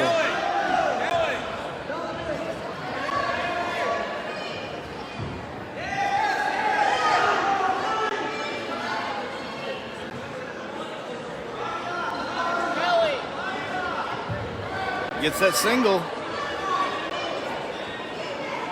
As we near just under 30 seconds left in the match. As he trails 10-1. Of course, this won't make much of a difference on the scoreboard, but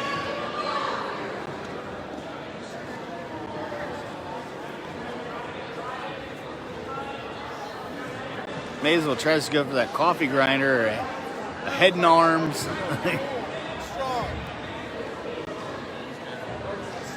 And that's the match. So Yanetz falls 12-1 as the Dragons have still not been pinned in this duel.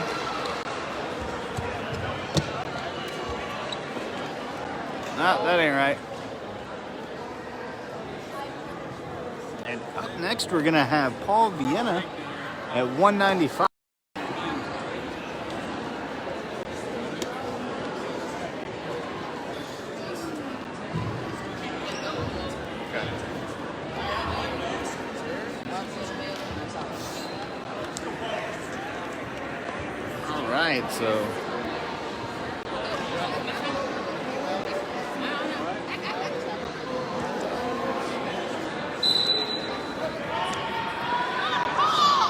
So here comes Paul Vienna at 195. Very aggressive starting off.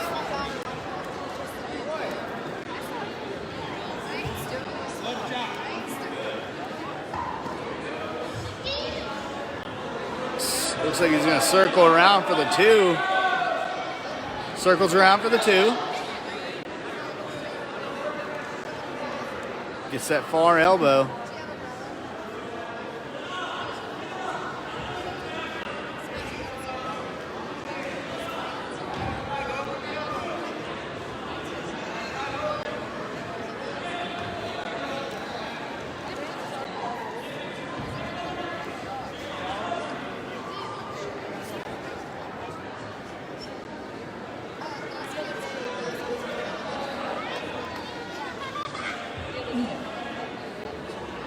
Vienna finds that half. Oh.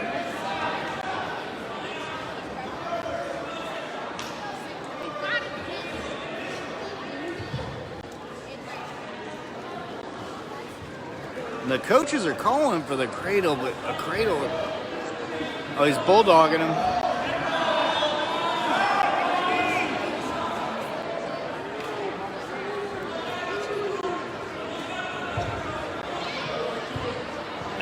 There's 2.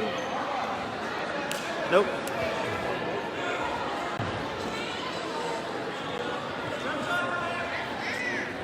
Sorry, that's my fault.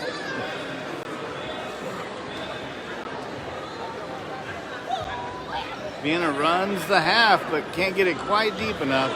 Chops the elbow. And that's the end of the first period. As Paul Vienna leads 2-0.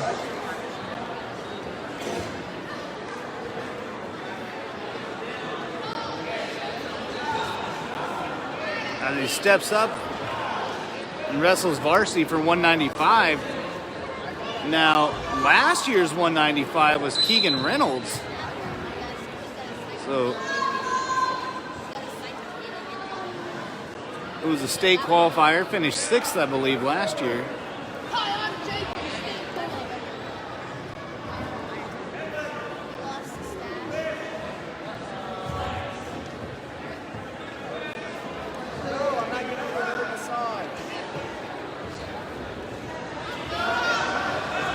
Oh, he's got a chicken wing on this side. There it is. He's trying to get a double chicken wing, it looks like.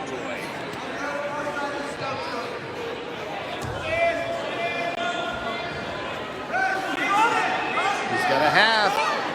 Oh, it's chicken wing. He's trying to run it. He's trying to run that chicken wing. He's got to step over with just one leg and flatten out. There it is. And that's the pin.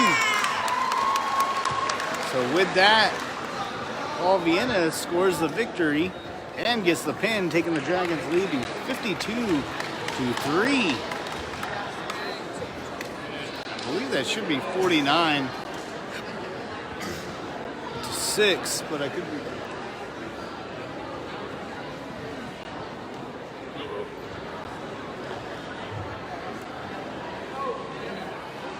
Coach is making a few headgear adjustments here.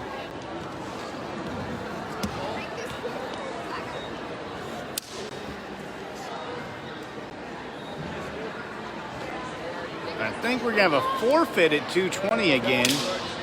So here comes Cole Henderson.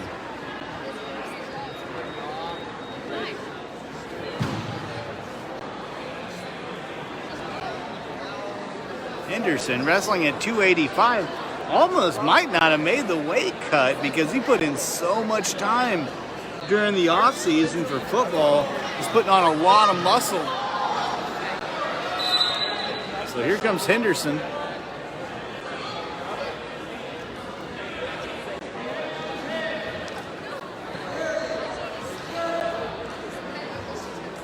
Who went 4-1 last week, or last Saturday, at the Park Hill South Duel.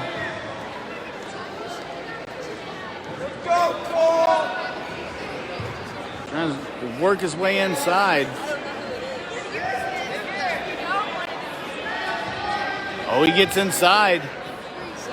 Oh, but can't keep his man in bounds. Now, Henderson does not wrestle like a heavyweight. Wrestles more like a 220, just very, very aggressive.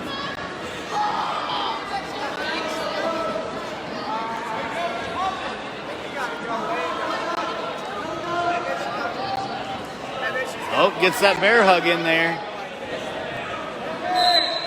But walks him right out. So they're back to the center.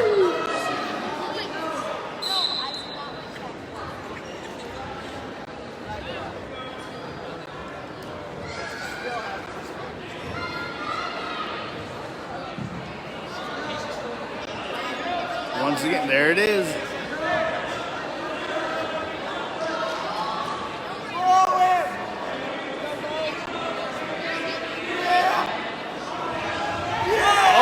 Gets the toss, goes for the pin.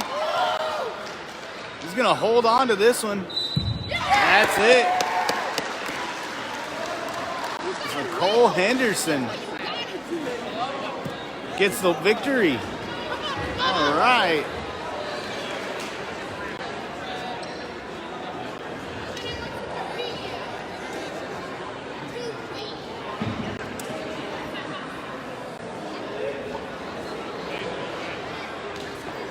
And I think we're going to have the lightweights up with Dylan Pratt coming up.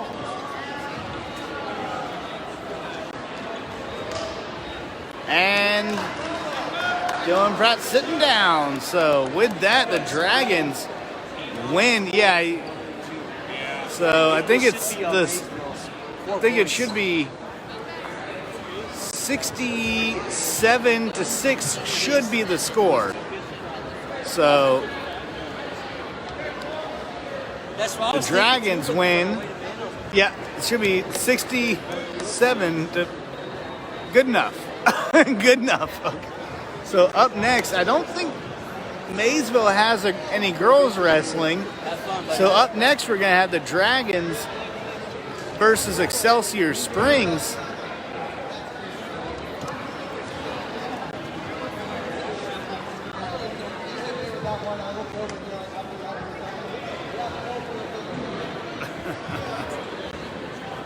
So up next will be our final match of the evening, or our final duel of the evening, featuring Cameron versus Excelsior Springs. Well, we got a break in the action. Let's thank our sponsors, TNS Tires, BTC Bank, Farmer State Bank, Local Advantage, Regional Strength, Thompson Gas, and the Cameron Walmart. So once again, hey, thank you guys for sponsoring this tonight and all of our other future wrestling duels that we'll be covering this week.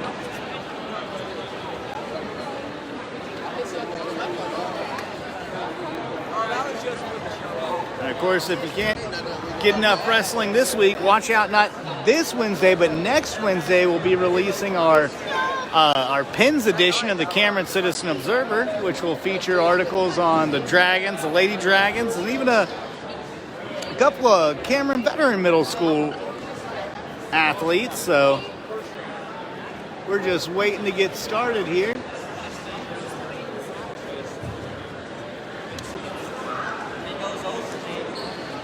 And Chase Short never stops wrestling. It was really interesting. I saw him the other day at Saturday's tournament, just kind of sparring with another guy in between matches. So chops the arm, gets the tilt. So we're waiting for the Excelsior Springs match to get started, or duel to get started.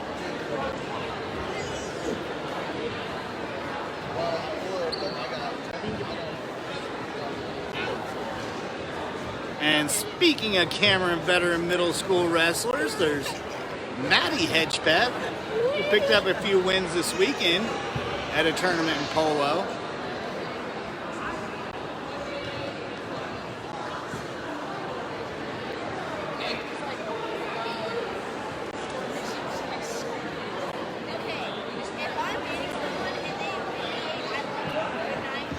And we're just waiting for the coaches to meet, determine what they're gonna, who's gonna go where.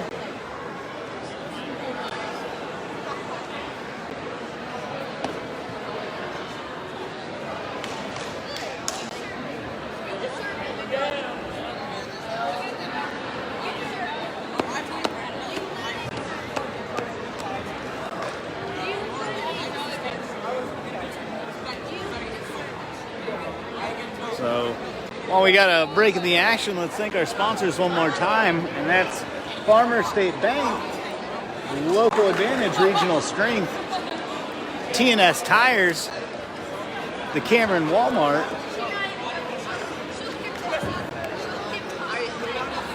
BTC Bank, and Thompson Gas. As we are waiting for Cameron and the Cameron Dragons and the Excelsior Springs Tigers to get started.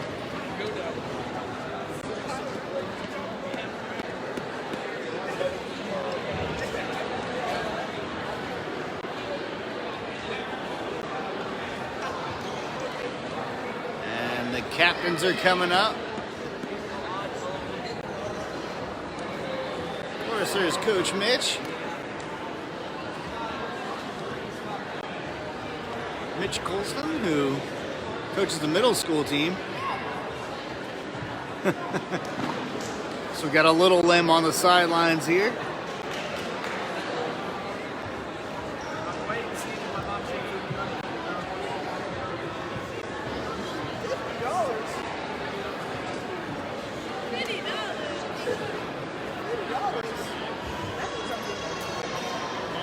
Now this should be a match. See, Excelsior Springs is no slouch when it comes to wrestling. Well, they're no slouch in a lot of sports, but specifically wrestling.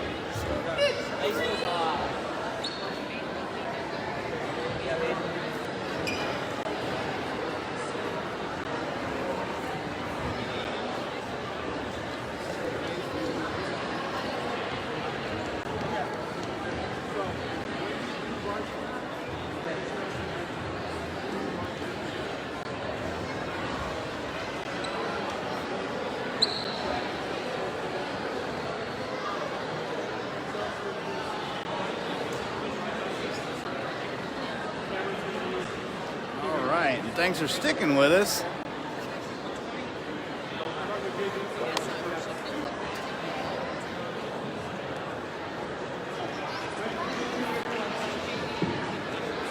All right, we're gonna get some JV matches in here.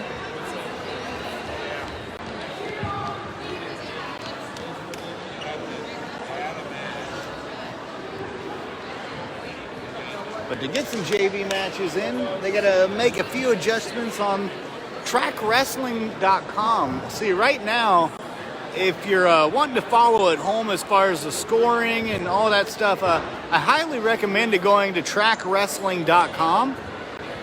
What you want to do is once you go to trackwrestling.com, you want to click on OPC, and then you want to scroll down to the governing body, which would be Missouri. And from there, you should be able to follow this live. So once again, go to trackwrestling.com. You want to click on OPC. You want to click on the governing body, which is Missouri, Missouri State High School Athletic Activities Association. And that's how you follow it live. So if you're interested.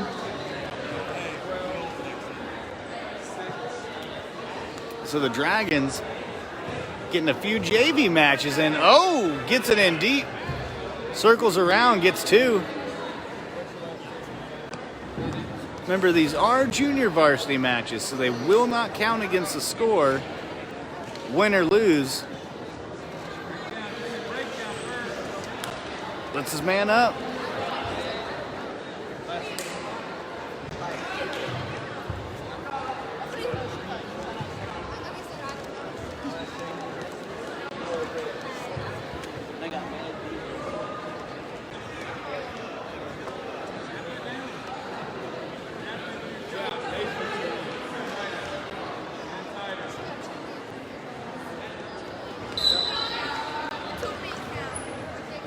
Gets wrist control.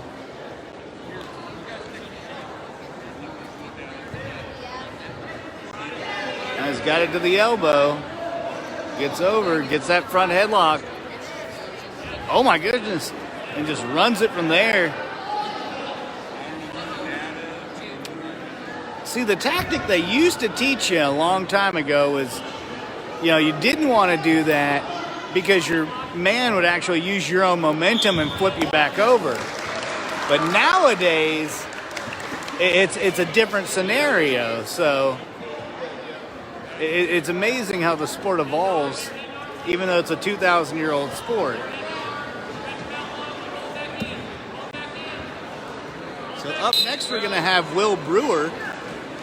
Brewer is wrestling on the JV. He spent a little bit of time on the varsity, wrestling at 126, but I think Riker Smith kind of got confident in his knee and said, I think I can do this.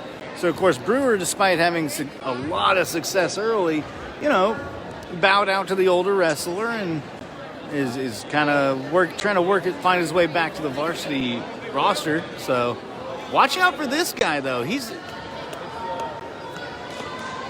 not bad. I mean, that's Cameron's wrestling team is so good. A guy that would be a state competitor on any other squad. Oh, there it is. What was I saying? A guy that can be a state competitor on any other squad, might be a JV guy for the Cameron Dragons for 3 straight years. That's just, it's interesting about how good a wrestling team they really are. As a matter of fact, despite I think they've only lost 1 duel so far this season, despite graduating, I believe, 8 seniors from the varsity roster last year. So in a rebuild year, they're still quite formidable. There's Brewer, gives up the takedown early. Fights back into position, had a hand on that leg for a single. Sits out, but can't make anything of it. And they're both out of bounds. They're going to bring him right back to the middle.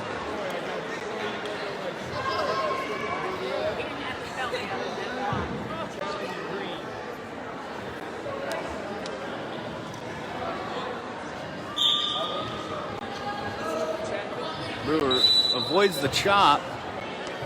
Stays on his knees.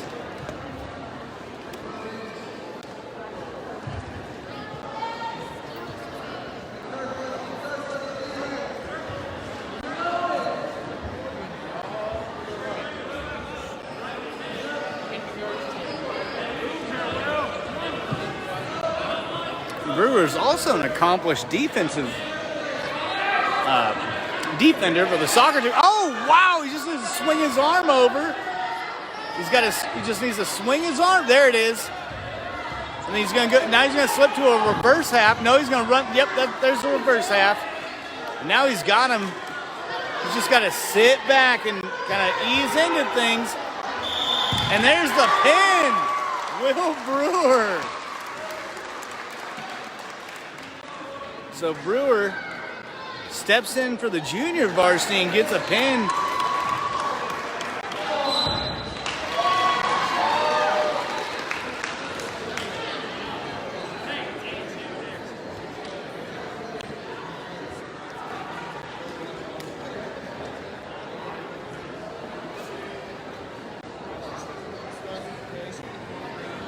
Once again, we're still in the JV matches. As Polo and Maysville square off on the next match over.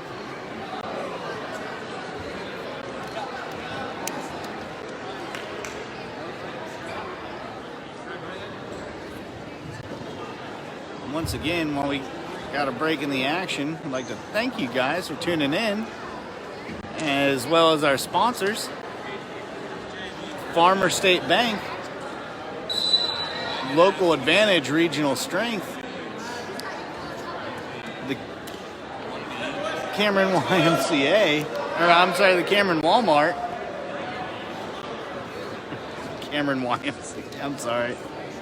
They're great folks at the YMCA, but just not a sponsor tonight. And they tie up.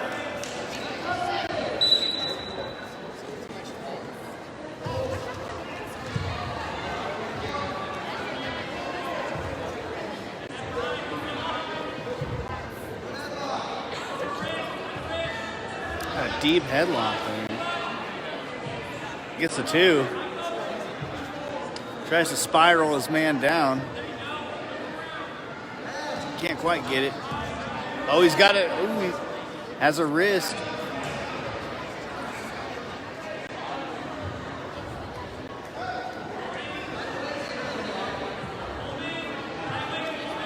Oh, he's just looking for his man to kind of poke one of those arms out and get a chicken wing or something. He's got one of the wrists.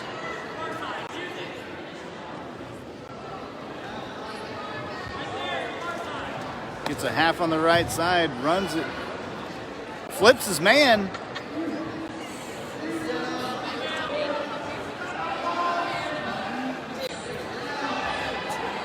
Sits back on it, reverse half now.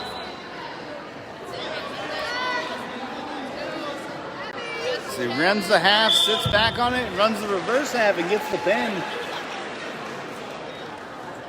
So like I said, these JV matches, it's Cameron's JV, so it might as well be a varsity match.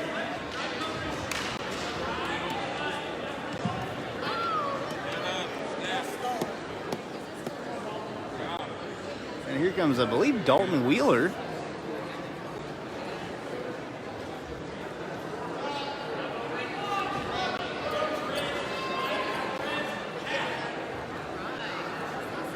So we got another JV match. This one should be at 220. And I believe after this we'll get back into the varsity matches. Yep, it's Dalton Wheeler. Along with being an accomplished wrestler, Dalton also recently made state. Flips his man. Oh, wow, they don't quite give him the takedown. Along with making state, Dalton Wheeler is also an accomplished vocalist for the Cameron Choir. I believe he was one of the state qualifiers this year in competition, so he can sing and wrestle.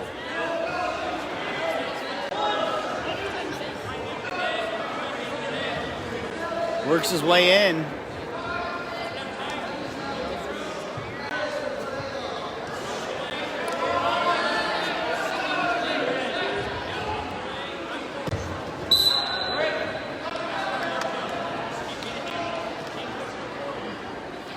kind of disengages after tying up.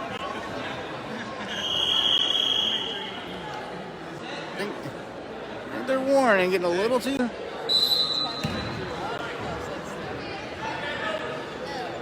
So I couldn't quite catch the signal from Lim. So here comes Wheeler. Ties up again. He's got elbow control on that left side. With Wheeler being the taller wrestler, Phil Lim's right. A snap down's probably the way to go. Gotta go under. There you go. Snap it. Get back to the underhook. Get back to the underhook, Dalton.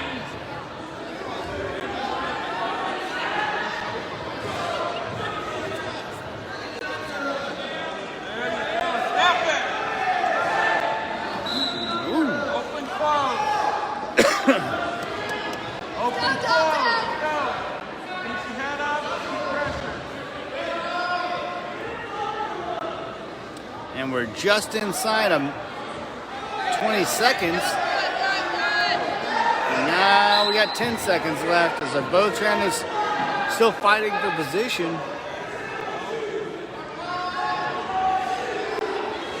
Wheeler's got a head and arm throw. Oh, but he can't get it. Just a little short. So Wheeler had the head and arm throw, just could not finish it before the buzzer. So Wheeler defers.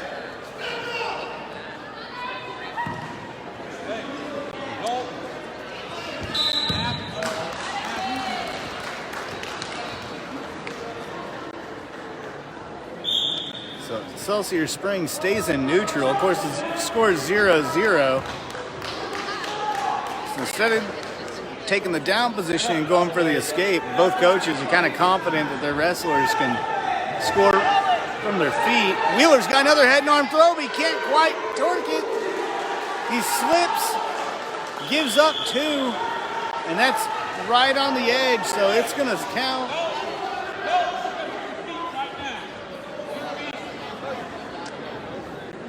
So after giving up the takedown, Wheeler's going to go back to the center and try to go for an escape. That'll give him 1 or a reverse to tie the match.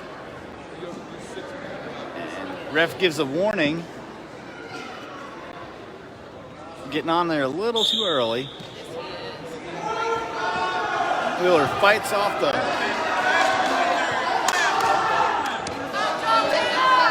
kind of turtling up a bit, but you can only do that for so long. He's just got to build back to his base, and you can work from there. So he's just got to build back to that base.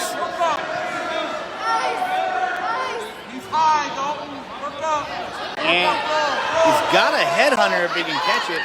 Oh, Wheeler's got it back on the single, but... And Wheeler's going to score a point. So after he breaks his hold, they're going to stop the match. Oh, Wheeler's got him. That's 2. Oh, no, they weren't. He was not in bounds enough. So, that was a locked hands call, but Wheeler's going to remain on bottom. Yeah, Wheeler's going to remain on. Oh, no, they're going to go neutral on the call, so.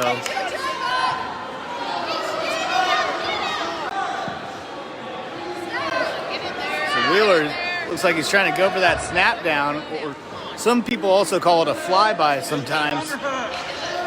And you just kind of take your guy's momentum and just kind of give him the old Olay, and then you score 2 while he's following. So see if that's what he's looking to do here. When these guys get this heavy, that's a lot of times what they'll do, just because. Oh, head and arm throw. Wheeler's cranking it. Oh, and it happens again. He just slips. That happened the exact same way the last time he tried to throw that, and that's the pin.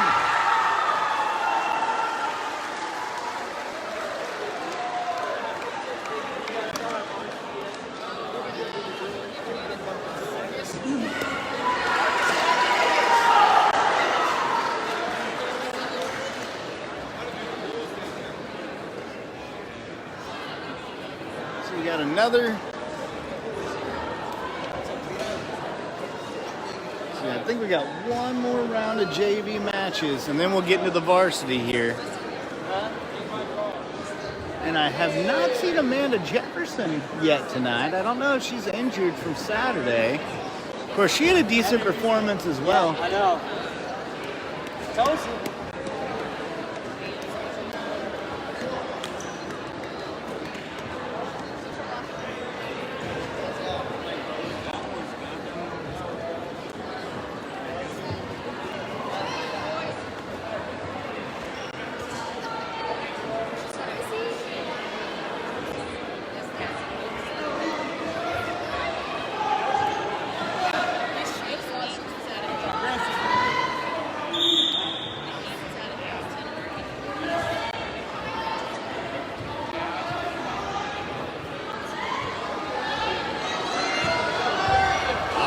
Not quite. He's going for the head and arm, but he can't quite make it. And they're going to both go out of bounds. So it's not going to, no score either way. So no score either way, but a very aggressive start to the match.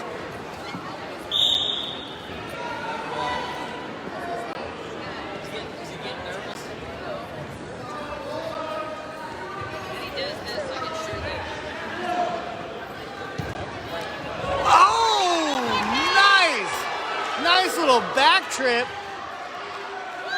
puts himself in position for that reverse half Nelson. Up, he was going over to shake hands with his own coaches, but first he's got to get his hand raised. All right.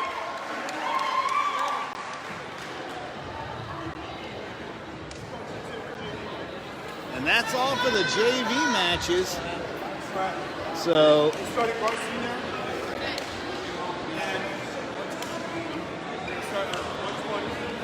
So we're going to start out at 120, and we're going to see what happens here. Of course,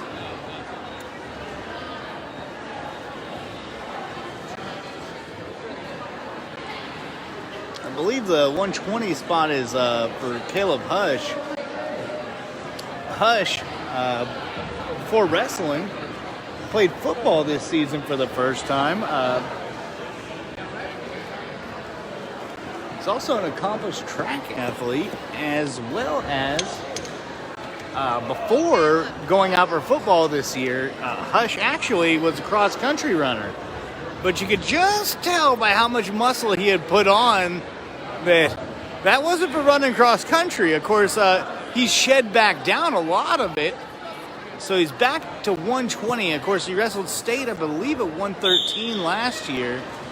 Qualified for state his freshman year as a lightweight, circles around, gets the 2, traps the leg. He's got an arm bar right there, but can't hold on to it. Very aggressive.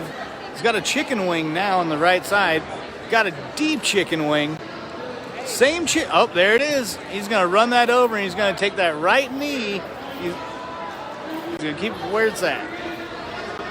Excelsior Springs Bridge is out, but Hush still, there it is. Now he's going to sit back on it, and that's the pin. So Hush picks up the win on the chicken wing.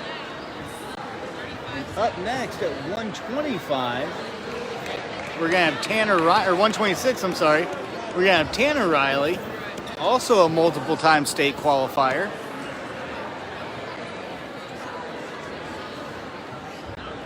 And definitely not afraid to lift a guy off his feet. So, once again, just a fun team to watch this season. Of course, Tanner Riley also had a solid performance at this weekend's Park Hill team duel, or dual tournament, I'm sorry.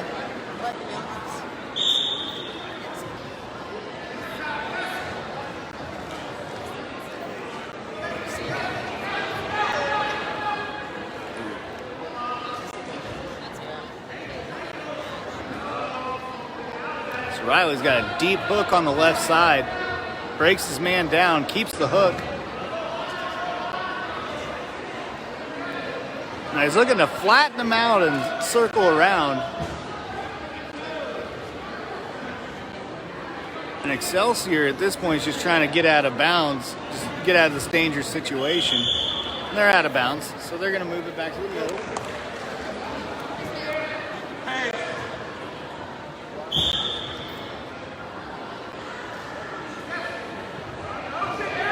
Ooh, Riley gives up the ankle.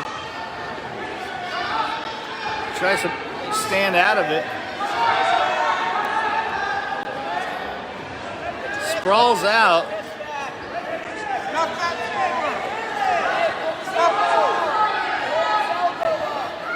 Excelsior still has their hand on that leg for the single. He's just got to walk it up now.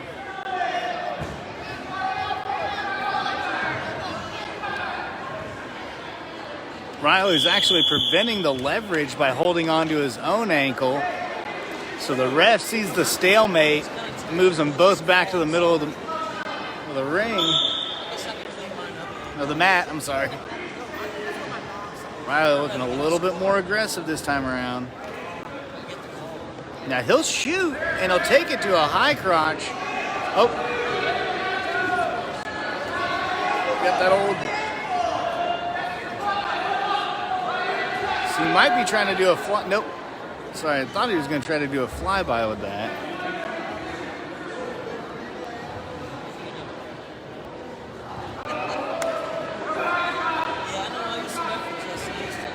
Goes for the single. Swims over. Oh. He's just got to sit back and get his two. That's two. That's two. He's got hip control. Oh, they're not going to give it to him. So they're not going to give him the takedown.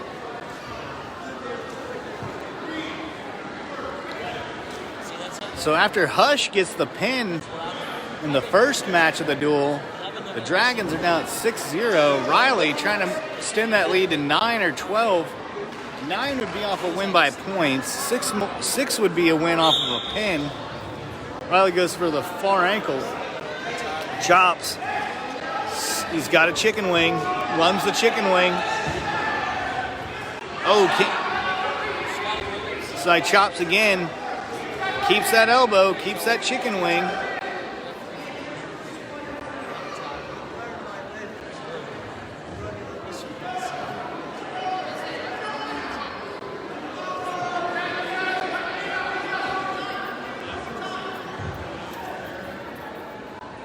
Lets it go. He's going for the far arm and elbow now. This is a way to kind of tie him up, and then he's going to run. Yeah, there it is. And he flips him. And he's got it in there tight. That's going to be hard to fight out of. Just got to go chest to chest. And that's the pin.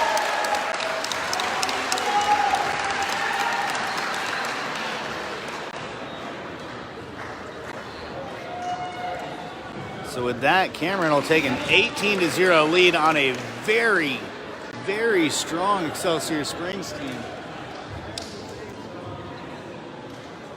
Coming up next at 1:32, we're going to have Chase Short. So while we got a break in the action, let's thank our sponsors. Oh, here we go. So 1:32, here comes Chase Short once again. No, this isn't Chase Short. I'm sorry.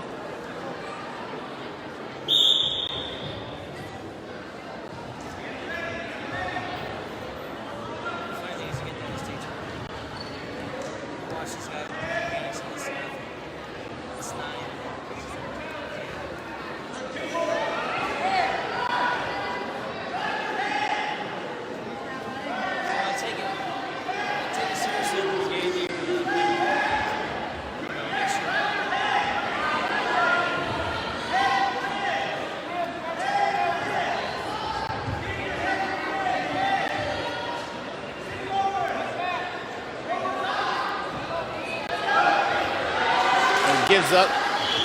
Ooh, that was hard. I could hear that.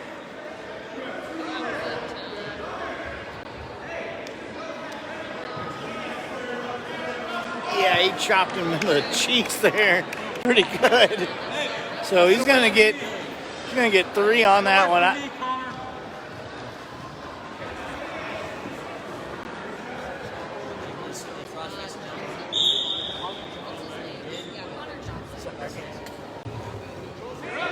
So 132, we have Connor Johnson. My apologies. Also a first-year Cameron wrestler. Oh, he caught in a cradle. Works out of it. So Johnson's got the lead right now. Still working out of it. After the unnecessary roughness call. And yeah, there's the cradle. Now he's got to put his knee in the back and just kind of prop him up to flatten that back out. There's the knee.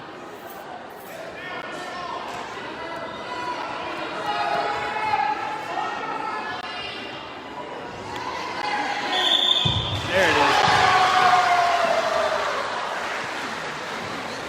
is. So the Dragons were leading 12-0. Now it's 12-6. We have Brecken Gates up next.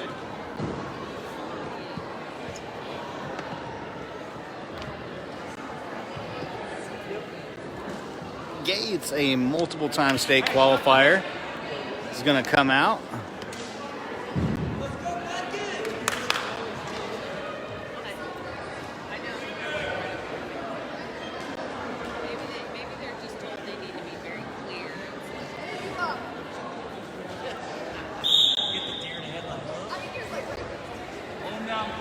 Gates fights off a little hand fighting there.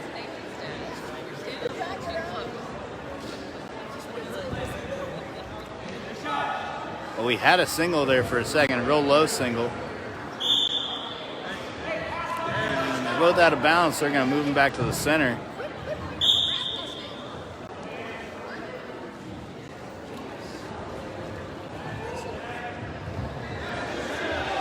Ooh, sorry. Still no score.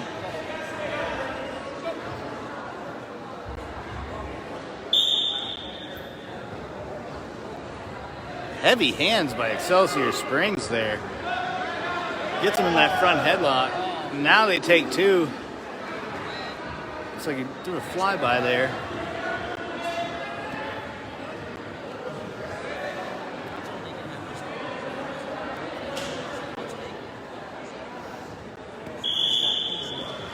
Of course, Cameron leads 12-6 in the duel.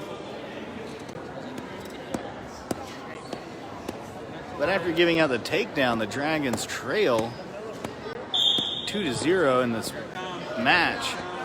So Gates goes for the sit out, can't quite make it. Has that arm, he can do something with it. Coaches say do something with it. It gets out, that's an escape. So Gates narrows the lead to 1 with the escape.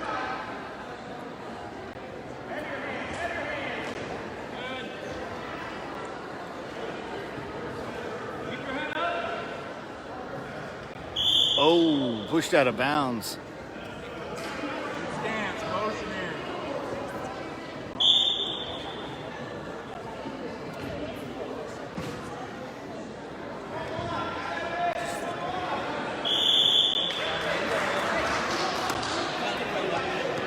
That's what I was doing. The big guys, I'll put my hands on them so they get too close, and I'll be like, stay back. What that was about. They tie up again. My foot's always in the center. Gates goes for the low single, can't quite get to it.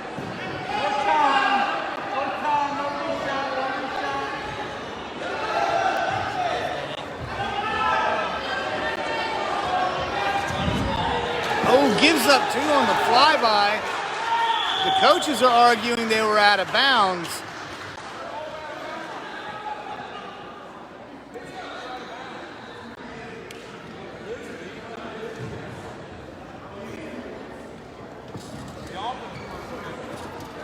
So after giving up the takedown, Gates now trails 4-1.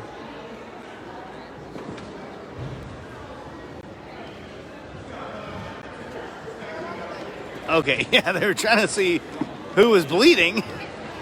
So someone's bleeding or has blood on them.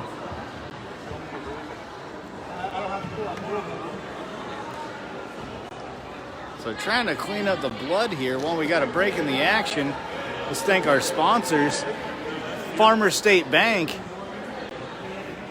Local Advantage Regional Strength, the Cameron Walmart, TNS Tires, Thompson Gas, and BTC Bank. So once again, thank you guys for sponsoring this tonight and helping us bring this to potentially thousands across northwest Missouri. So the blood is cleaned up and they're about to get back to the action here. As Brecken Gates looks to make up a 3-point disadvantage so far. Those points made off of 2 takedowns. Gates got this. Oh, goes for the sit out and gets caught. Still trying to work. He's got a hold of that leg, but I don't think that's enough leverage to finish the move. And Excelsior's just got to hold onto that hip and then swim over if he can with his right arm. But Gates fights it off.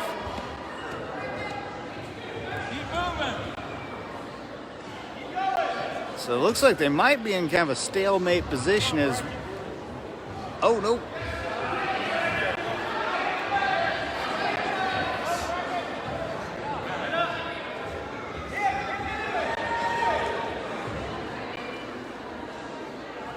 There we go.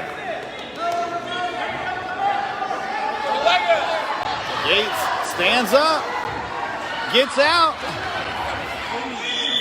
All right, I'm going to reset this camera real quick. All right.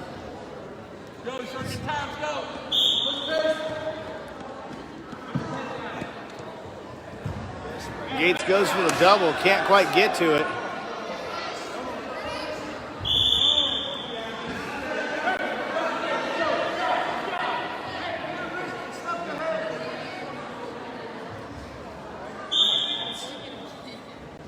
So we're just under a minute left. In the first period. Gates he's just got to reach over with his right hand. He's trying to pull him in.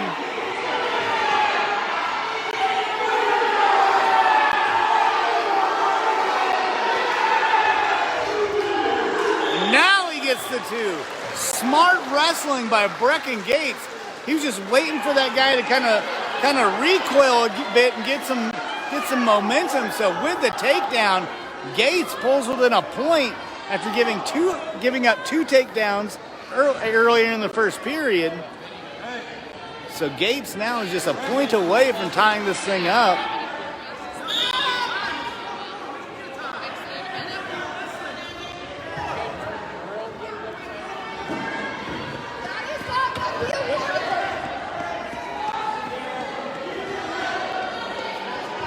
Gates trying to go for that, trying to pop that arm out.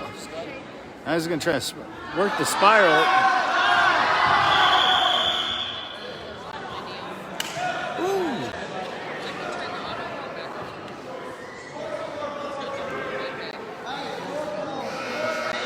So the coaches are saying it's 4-4.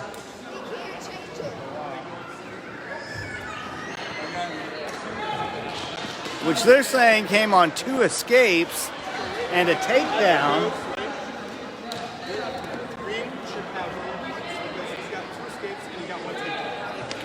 Yes, now they've changed it. So with the scoreboard change, the score is now tied 4-4 with 2 minutes with the third period left.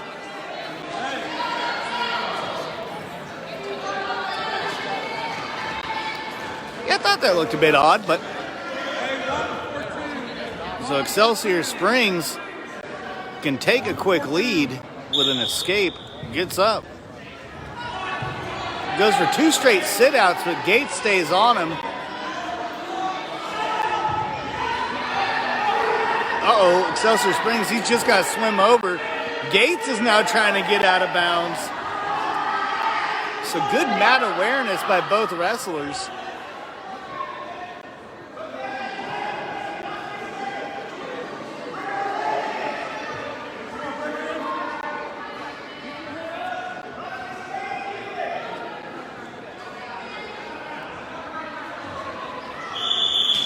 And they're going to call it stalemate. So they're both going to move back to the center of the mat. No scores. Score is still 4-4. Hey, I got it. She turned the horn off.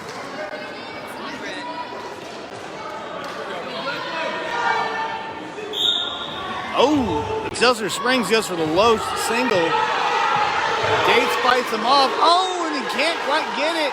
And that's two. They're going to give him one more with the escape.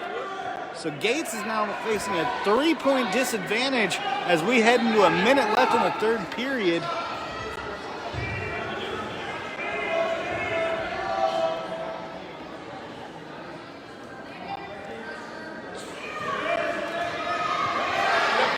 So he would need an escape.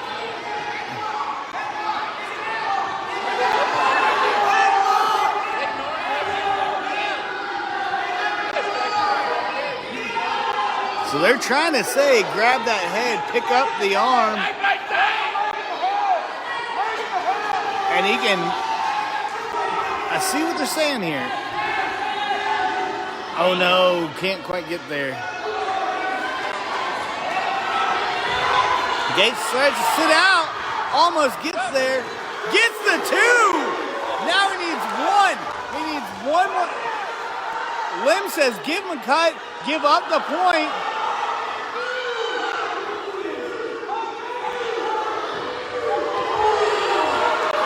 Uh-oh.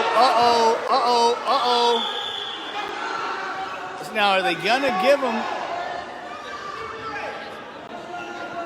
Now, Cameron is arguing that either he stalled in that or Brecken Gates is to get the two. So let's see what.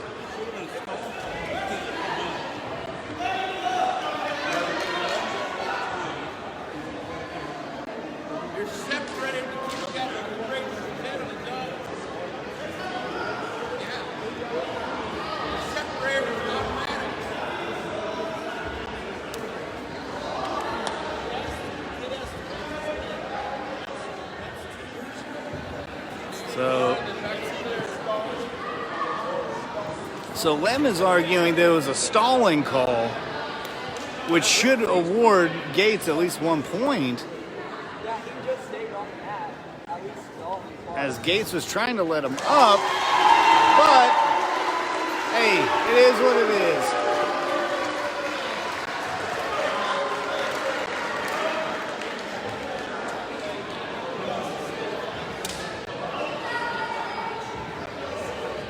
So Gates takes the hard loss here. And if you've been tuning in, here comes Chase Short again. He's about to come up next.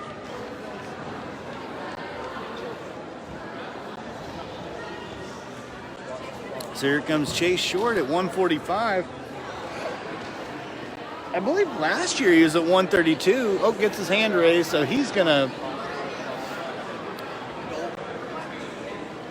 put on a show, apparently. So Short, I believe, will just get his hand raised on a forfeit, and that's going to give Cameron an 18-9 lead. And then at 52, we have Brecken Gates. So here comes Brecken Gates. Or not Brecken Gates, I'm sorry. Kenton Gates at 152. Slip of the tongue there. While we got a break in the action, let's thank our sponsors: Farmer State Bank, Local Advantage, Regional Strength, TNS Tires, VTC Bank, the Cameron Walmart, and Thompson Gas. So once again, thank you for helping us bring this to an audience of potentially thousands. So thank you. So Gates locks up.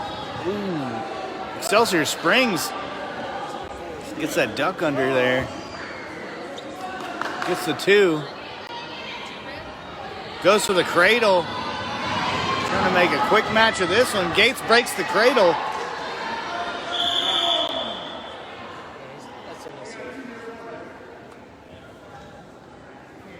Yeah. Put that forearm right into the back of his head. It's not the first call like that for Excelsior Springs, but hey, that just might be the way the team wrestles. I mean, so Gates gives up the takedown, gets an escape, gives up another takedown as he trails 4-1 early in the first period. And that's going to be 7-1 on the back point, slips the half. Steps over, and he's got that one pretty deep. So there's another 3 near fall, and that makes it 7-1. As Excelsior Springs Tigers trail 18-9. Works the power half. And works that into a tilt. He's going to get 3 more back points, or two near fall. So that's 9-1.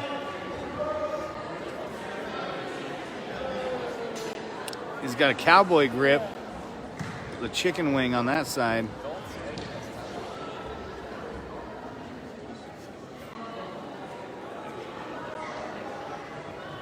Works a tilt the other way.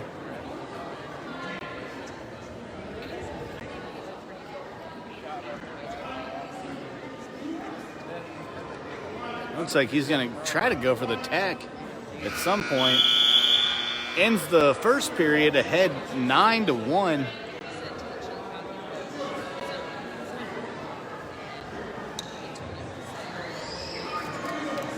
Kenton Gates down 11-1 says, let's go neutral. Let's trying to make something happen.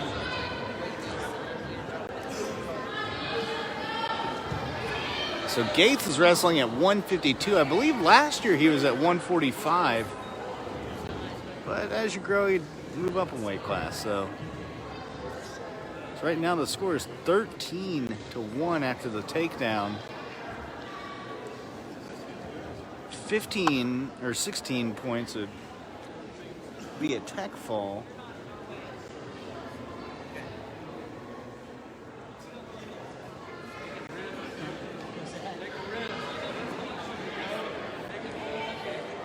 Oh. They're going to get him with an illegal move right there. Just can't put your hand across the face like that. So we're going to go right back to the middle again.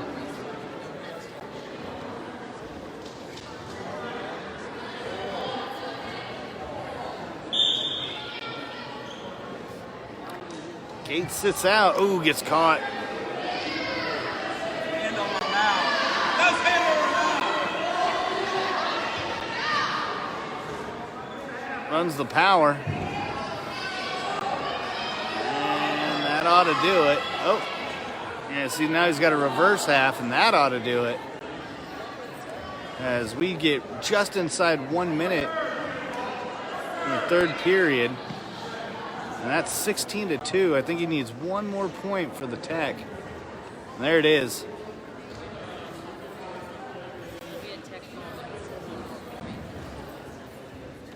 So it's 16-2. There's a 15-point limit on this. So.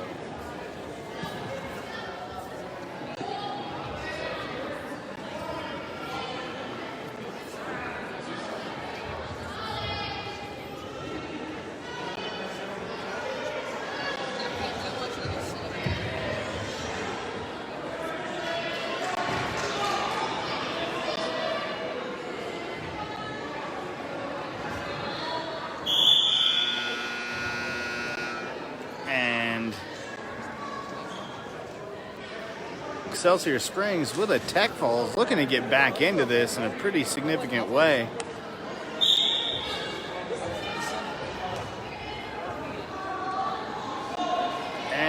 that. Oh, Gates. Oh, no. And that's 2. And that's the match. So up next, we're going to have Gage Jones, the freshman.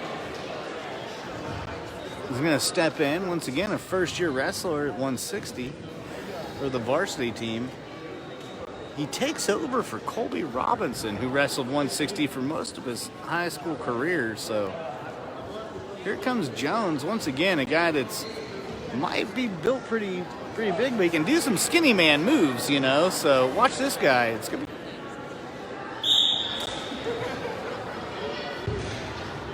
Jones goes for the double. Can't quite get there. Oh, they're going at it. Jones avoids being... Oh. Hey, just slow him down, Gage. Slow him down. He comes after you, take an outside shot. So no points scored in the exchange as Cameron leads 18-14. Excelsior Springs narrowing the margin. Oh, gets a double. He's just got to stand up with it. Oh, he can't quite hold on to it.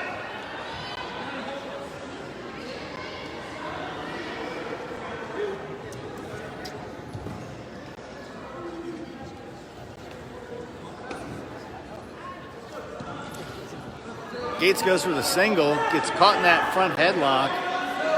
And he's going to try to, or not Gates, but I'm sorry, Jones. He's going to flatten him out because he's got him deep. Oh, Jones keeps trying to force the issue, pushes them both out before he can get circled.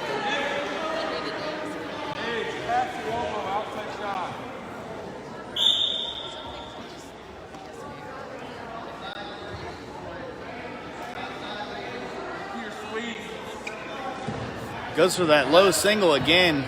Just can't make it. Sits out. Gives up the 2. Sits out again to no avail.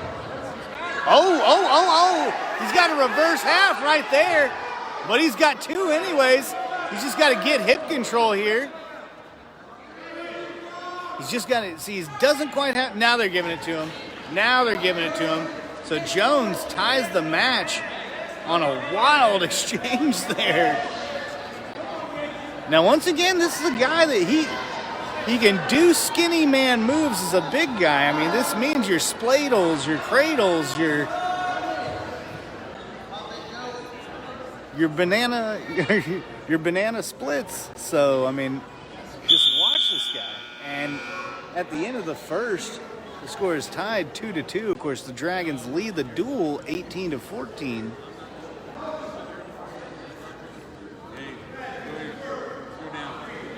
So Jones is going to take the down position.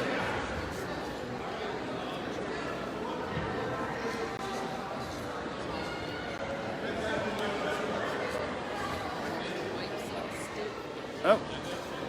And I think we got some blood, so while they're taking some time to wipe the blood off, let's thank our sponsors. Farmers State Bank, Local Advantage Regional Strength,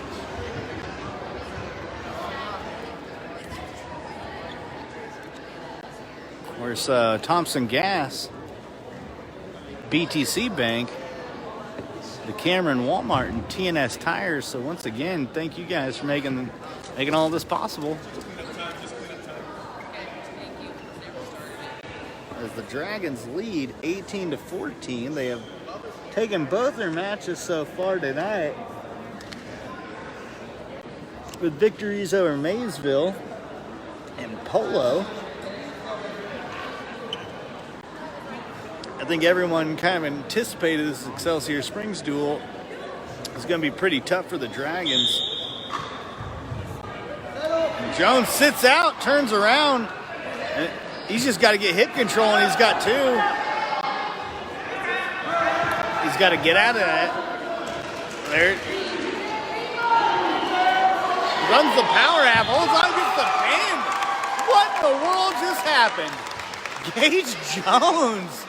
Look at that. Quite impressive for a freshman. Look at that. That is pretty amazing stuff right there.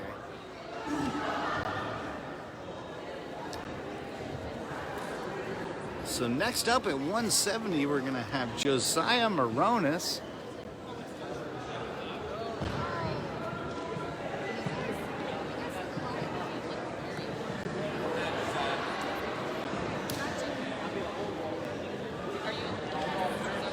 And here he comes. And that's a forfeit. So Josiah Moronis picks up a victory.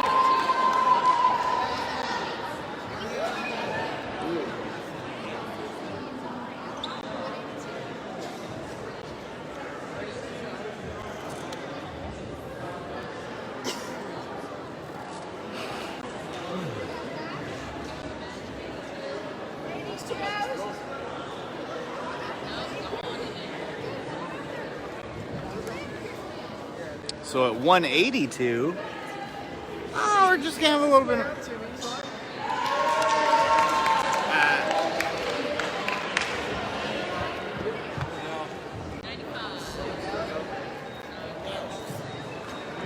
Okie dokie. That's strange.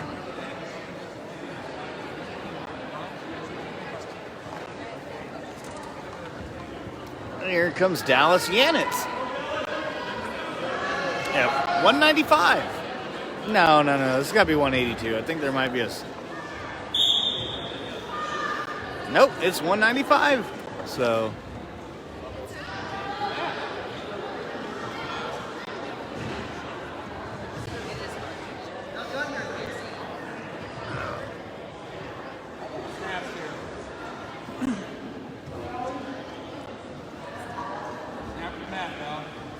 Dallas Yanetz, after the loss earlier tonight, we're going to pick up a win.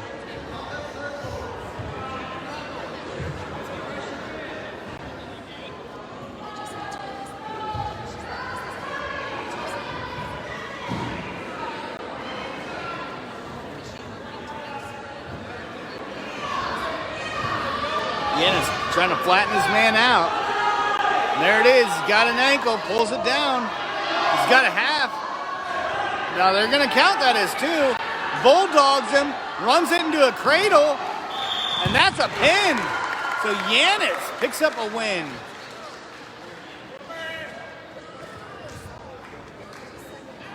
And here comes Paul Vienna, who wrestled 195 the last time around. That's why it was so strange seeing that. And this time around, he's going to come out and wrestle 220.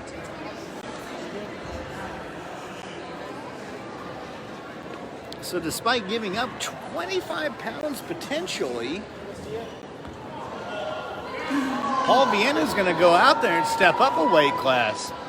The Dragons lead 42-14 in this duel. So there's not much the Excelsior Springs can do from here. So there's Paul Vienna tying up, saying, I'm going to step up 25 pounds. Goodness gracious.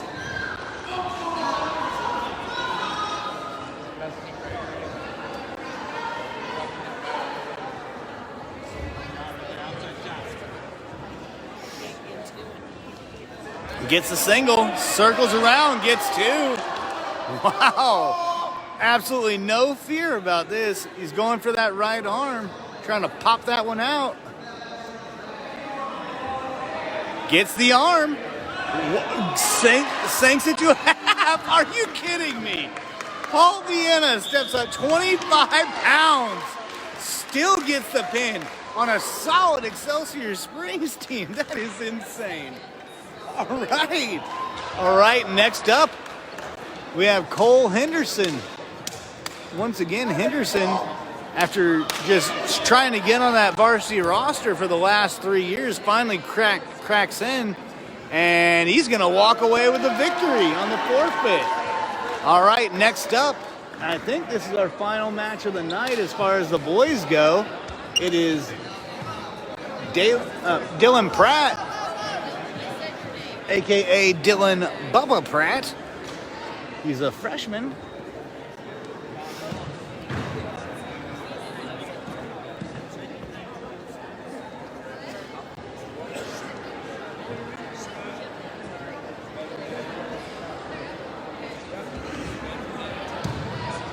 And here comes the freshman out once again.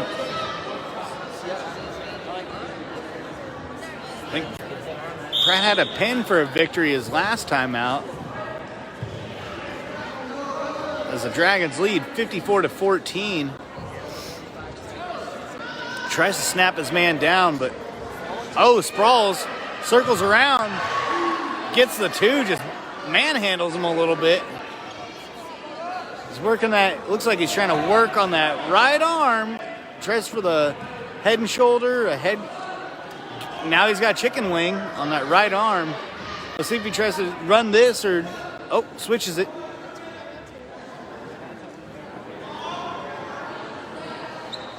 Gets a cradle. There's the cradle by the young man, and that's a pin. So yeah, Dylan Pratt, and that's it.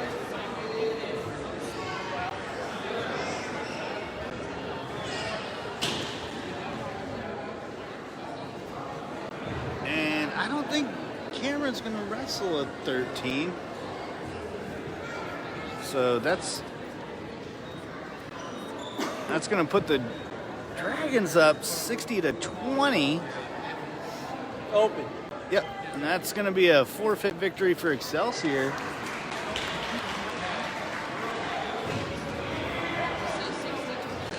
So 60-20. I don't think there's anybody left, and that is the tape coming up. That is the duel. So.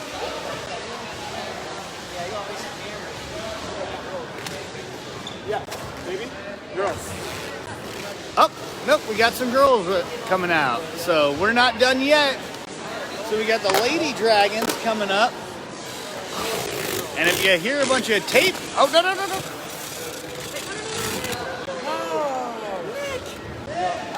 I knew it. A little premature. Hey, no. Just a little. Leave that.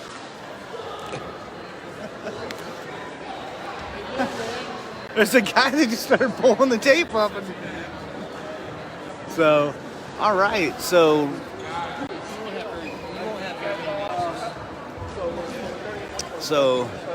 here comes Sky Mallon. First year with the varsity team. Definitely making an impact so far, along with her victory tonight. She had a few victories last Friday night in the Park Hill Scramble.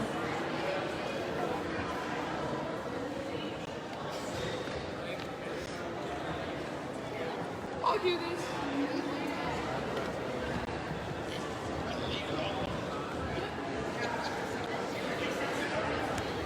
So we're going to have Sky Mallon up, followed by Ashley Yamat.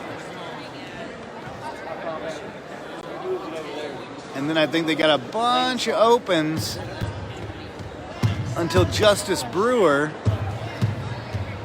And then there's Autumn. I can't remember Autumn's last name at this moment.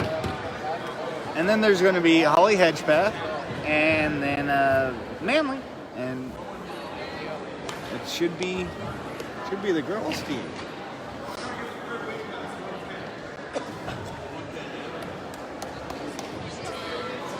So here comes Sky. So Sky Mallon bumping up to 110. Is going to step on the mat. Just avoid lightweight altogether. And she takes the victory.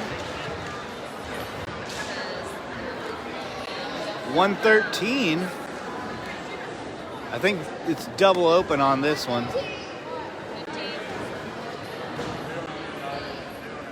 So double open on 115.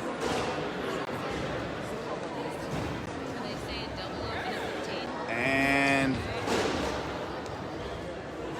let's see, we have at 120. I think this one's going to be, so Cameron forfeited. Or no, Cameron won by forfeit. It was a double open. This one's going to go to Excelsior. Yep.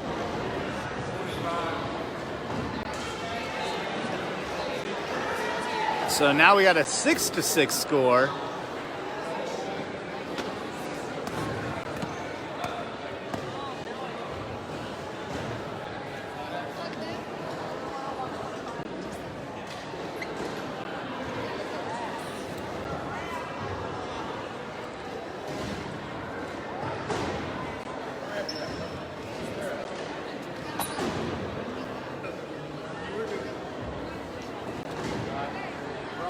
All right, while we got a break in the action, let's thank our sponsors, Farmer State Bank, Local Advantage Regional Strength, BTC Bank, the Cameron Walmart, Thompson Gas, and TNS Tires. So once again, thank you guys for sponsoring this.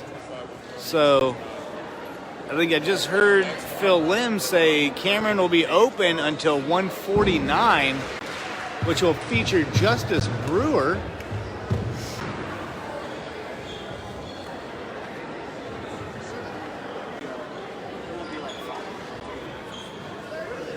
Because they started the competition off at 110, which Sky Mallon stepped up to. Of course, she'd been wrestling 110. I think she wrestled 115 earlier, so definitely different. So we're still waiting on our next match here.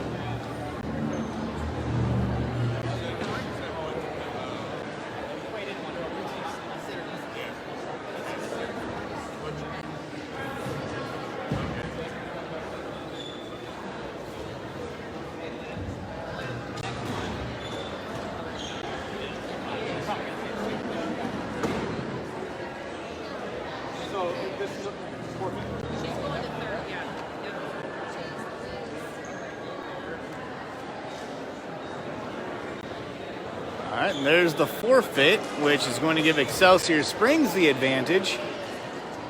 So we're still waiting. So we got 2 forfeits each.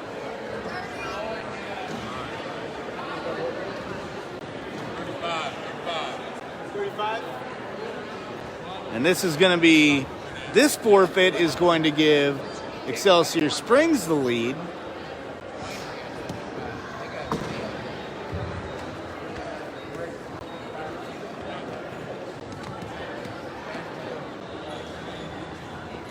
$18-12.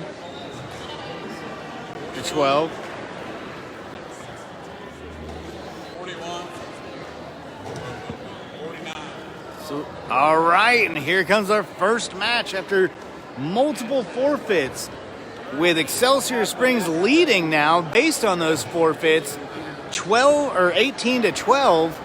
Here comes Justice Brewer, a second-year wrestler with the Cameron Dragons, or Lady Dragons, I apologize. So far, she's been pretty good this season. I think she only lost 1 match at the Scramble. So here we go.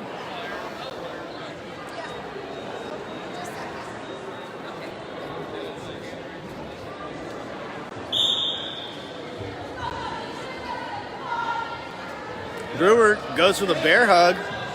Avoids the head and arm throw. Back. Oh! And slips the half right then and there. Goodness gracious. Brewer picks up the victory. 17 seconds. Goodness gracious. Ducked the head and arm throw. Turned it into a back trip. And then slipped the half on the way down. Oh my goodness. That is quite an athletic feat. Of course, Brewer was also a varsity member of the tennis team, and she also ran hurdles last year for the track team. So up next we got Claire Kissire. Oh, they're gonna switch Autumn out there. So Autumn Dotson. So Dotson's going to come out and get her hand raised. She's a first-year Cameron Dragon wrestler who, she's learning a lot. And here comes Claire Kissire. It's finally getting a match out on here as the Dragons now take the lead on forfeits, and Justice Brewer's Stunning defeat, 17 seconds. Goodness gracious. So here comes Claire Kissire. Once again, a girl that is not averse to an aggressive style.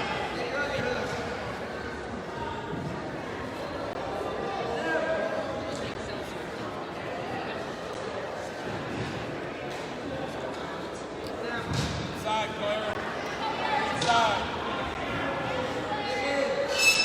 Underhook up. Inside.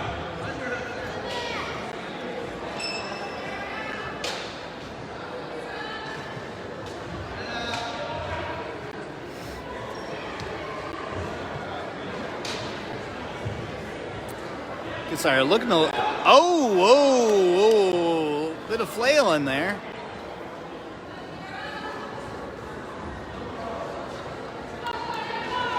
Working inside, Claire.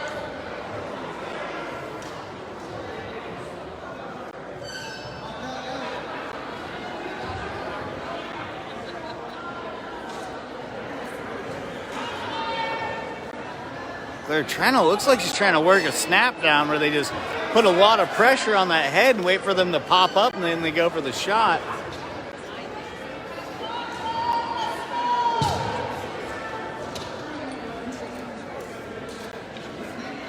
Score is still 0-0.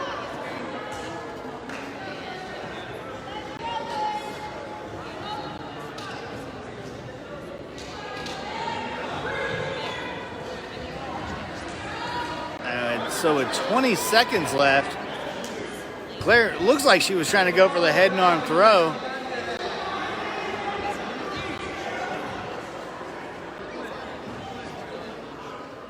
And this one's going to end with no score.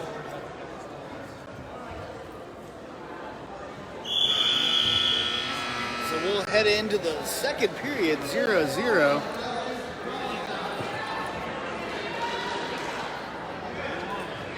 So Excelsior Springs defers. Oh, interesting call. So Claire Kissire is going to take the top position. Of course, she's pretty good from that position, no doubt about it. So here we go. They're going to go big or go home here. Goes for the chop.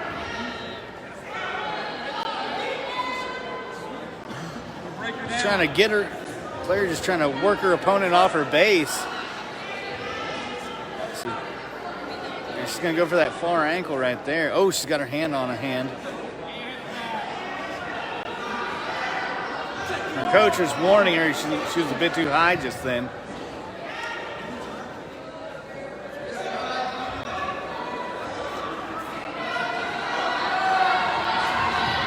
So, just before Excelsior Springs can score on the escape, Kissire shuts it down.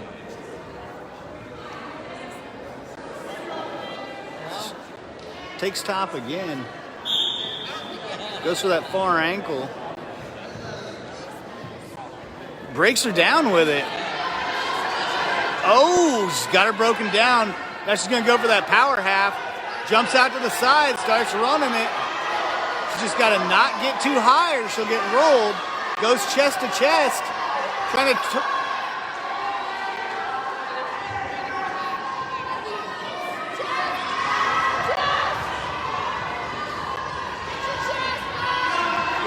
She's just got to kind of settle in there a little bit and then rock it back and maybe get a better grip.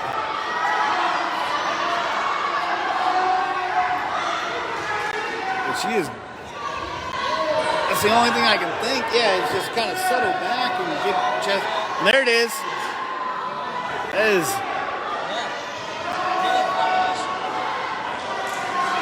Aside from switching to a reverse half, that's it. That's it. That's a pin. So that gives the Lady Dragons a 30-18 lead. As Holly Hedgepath will step in.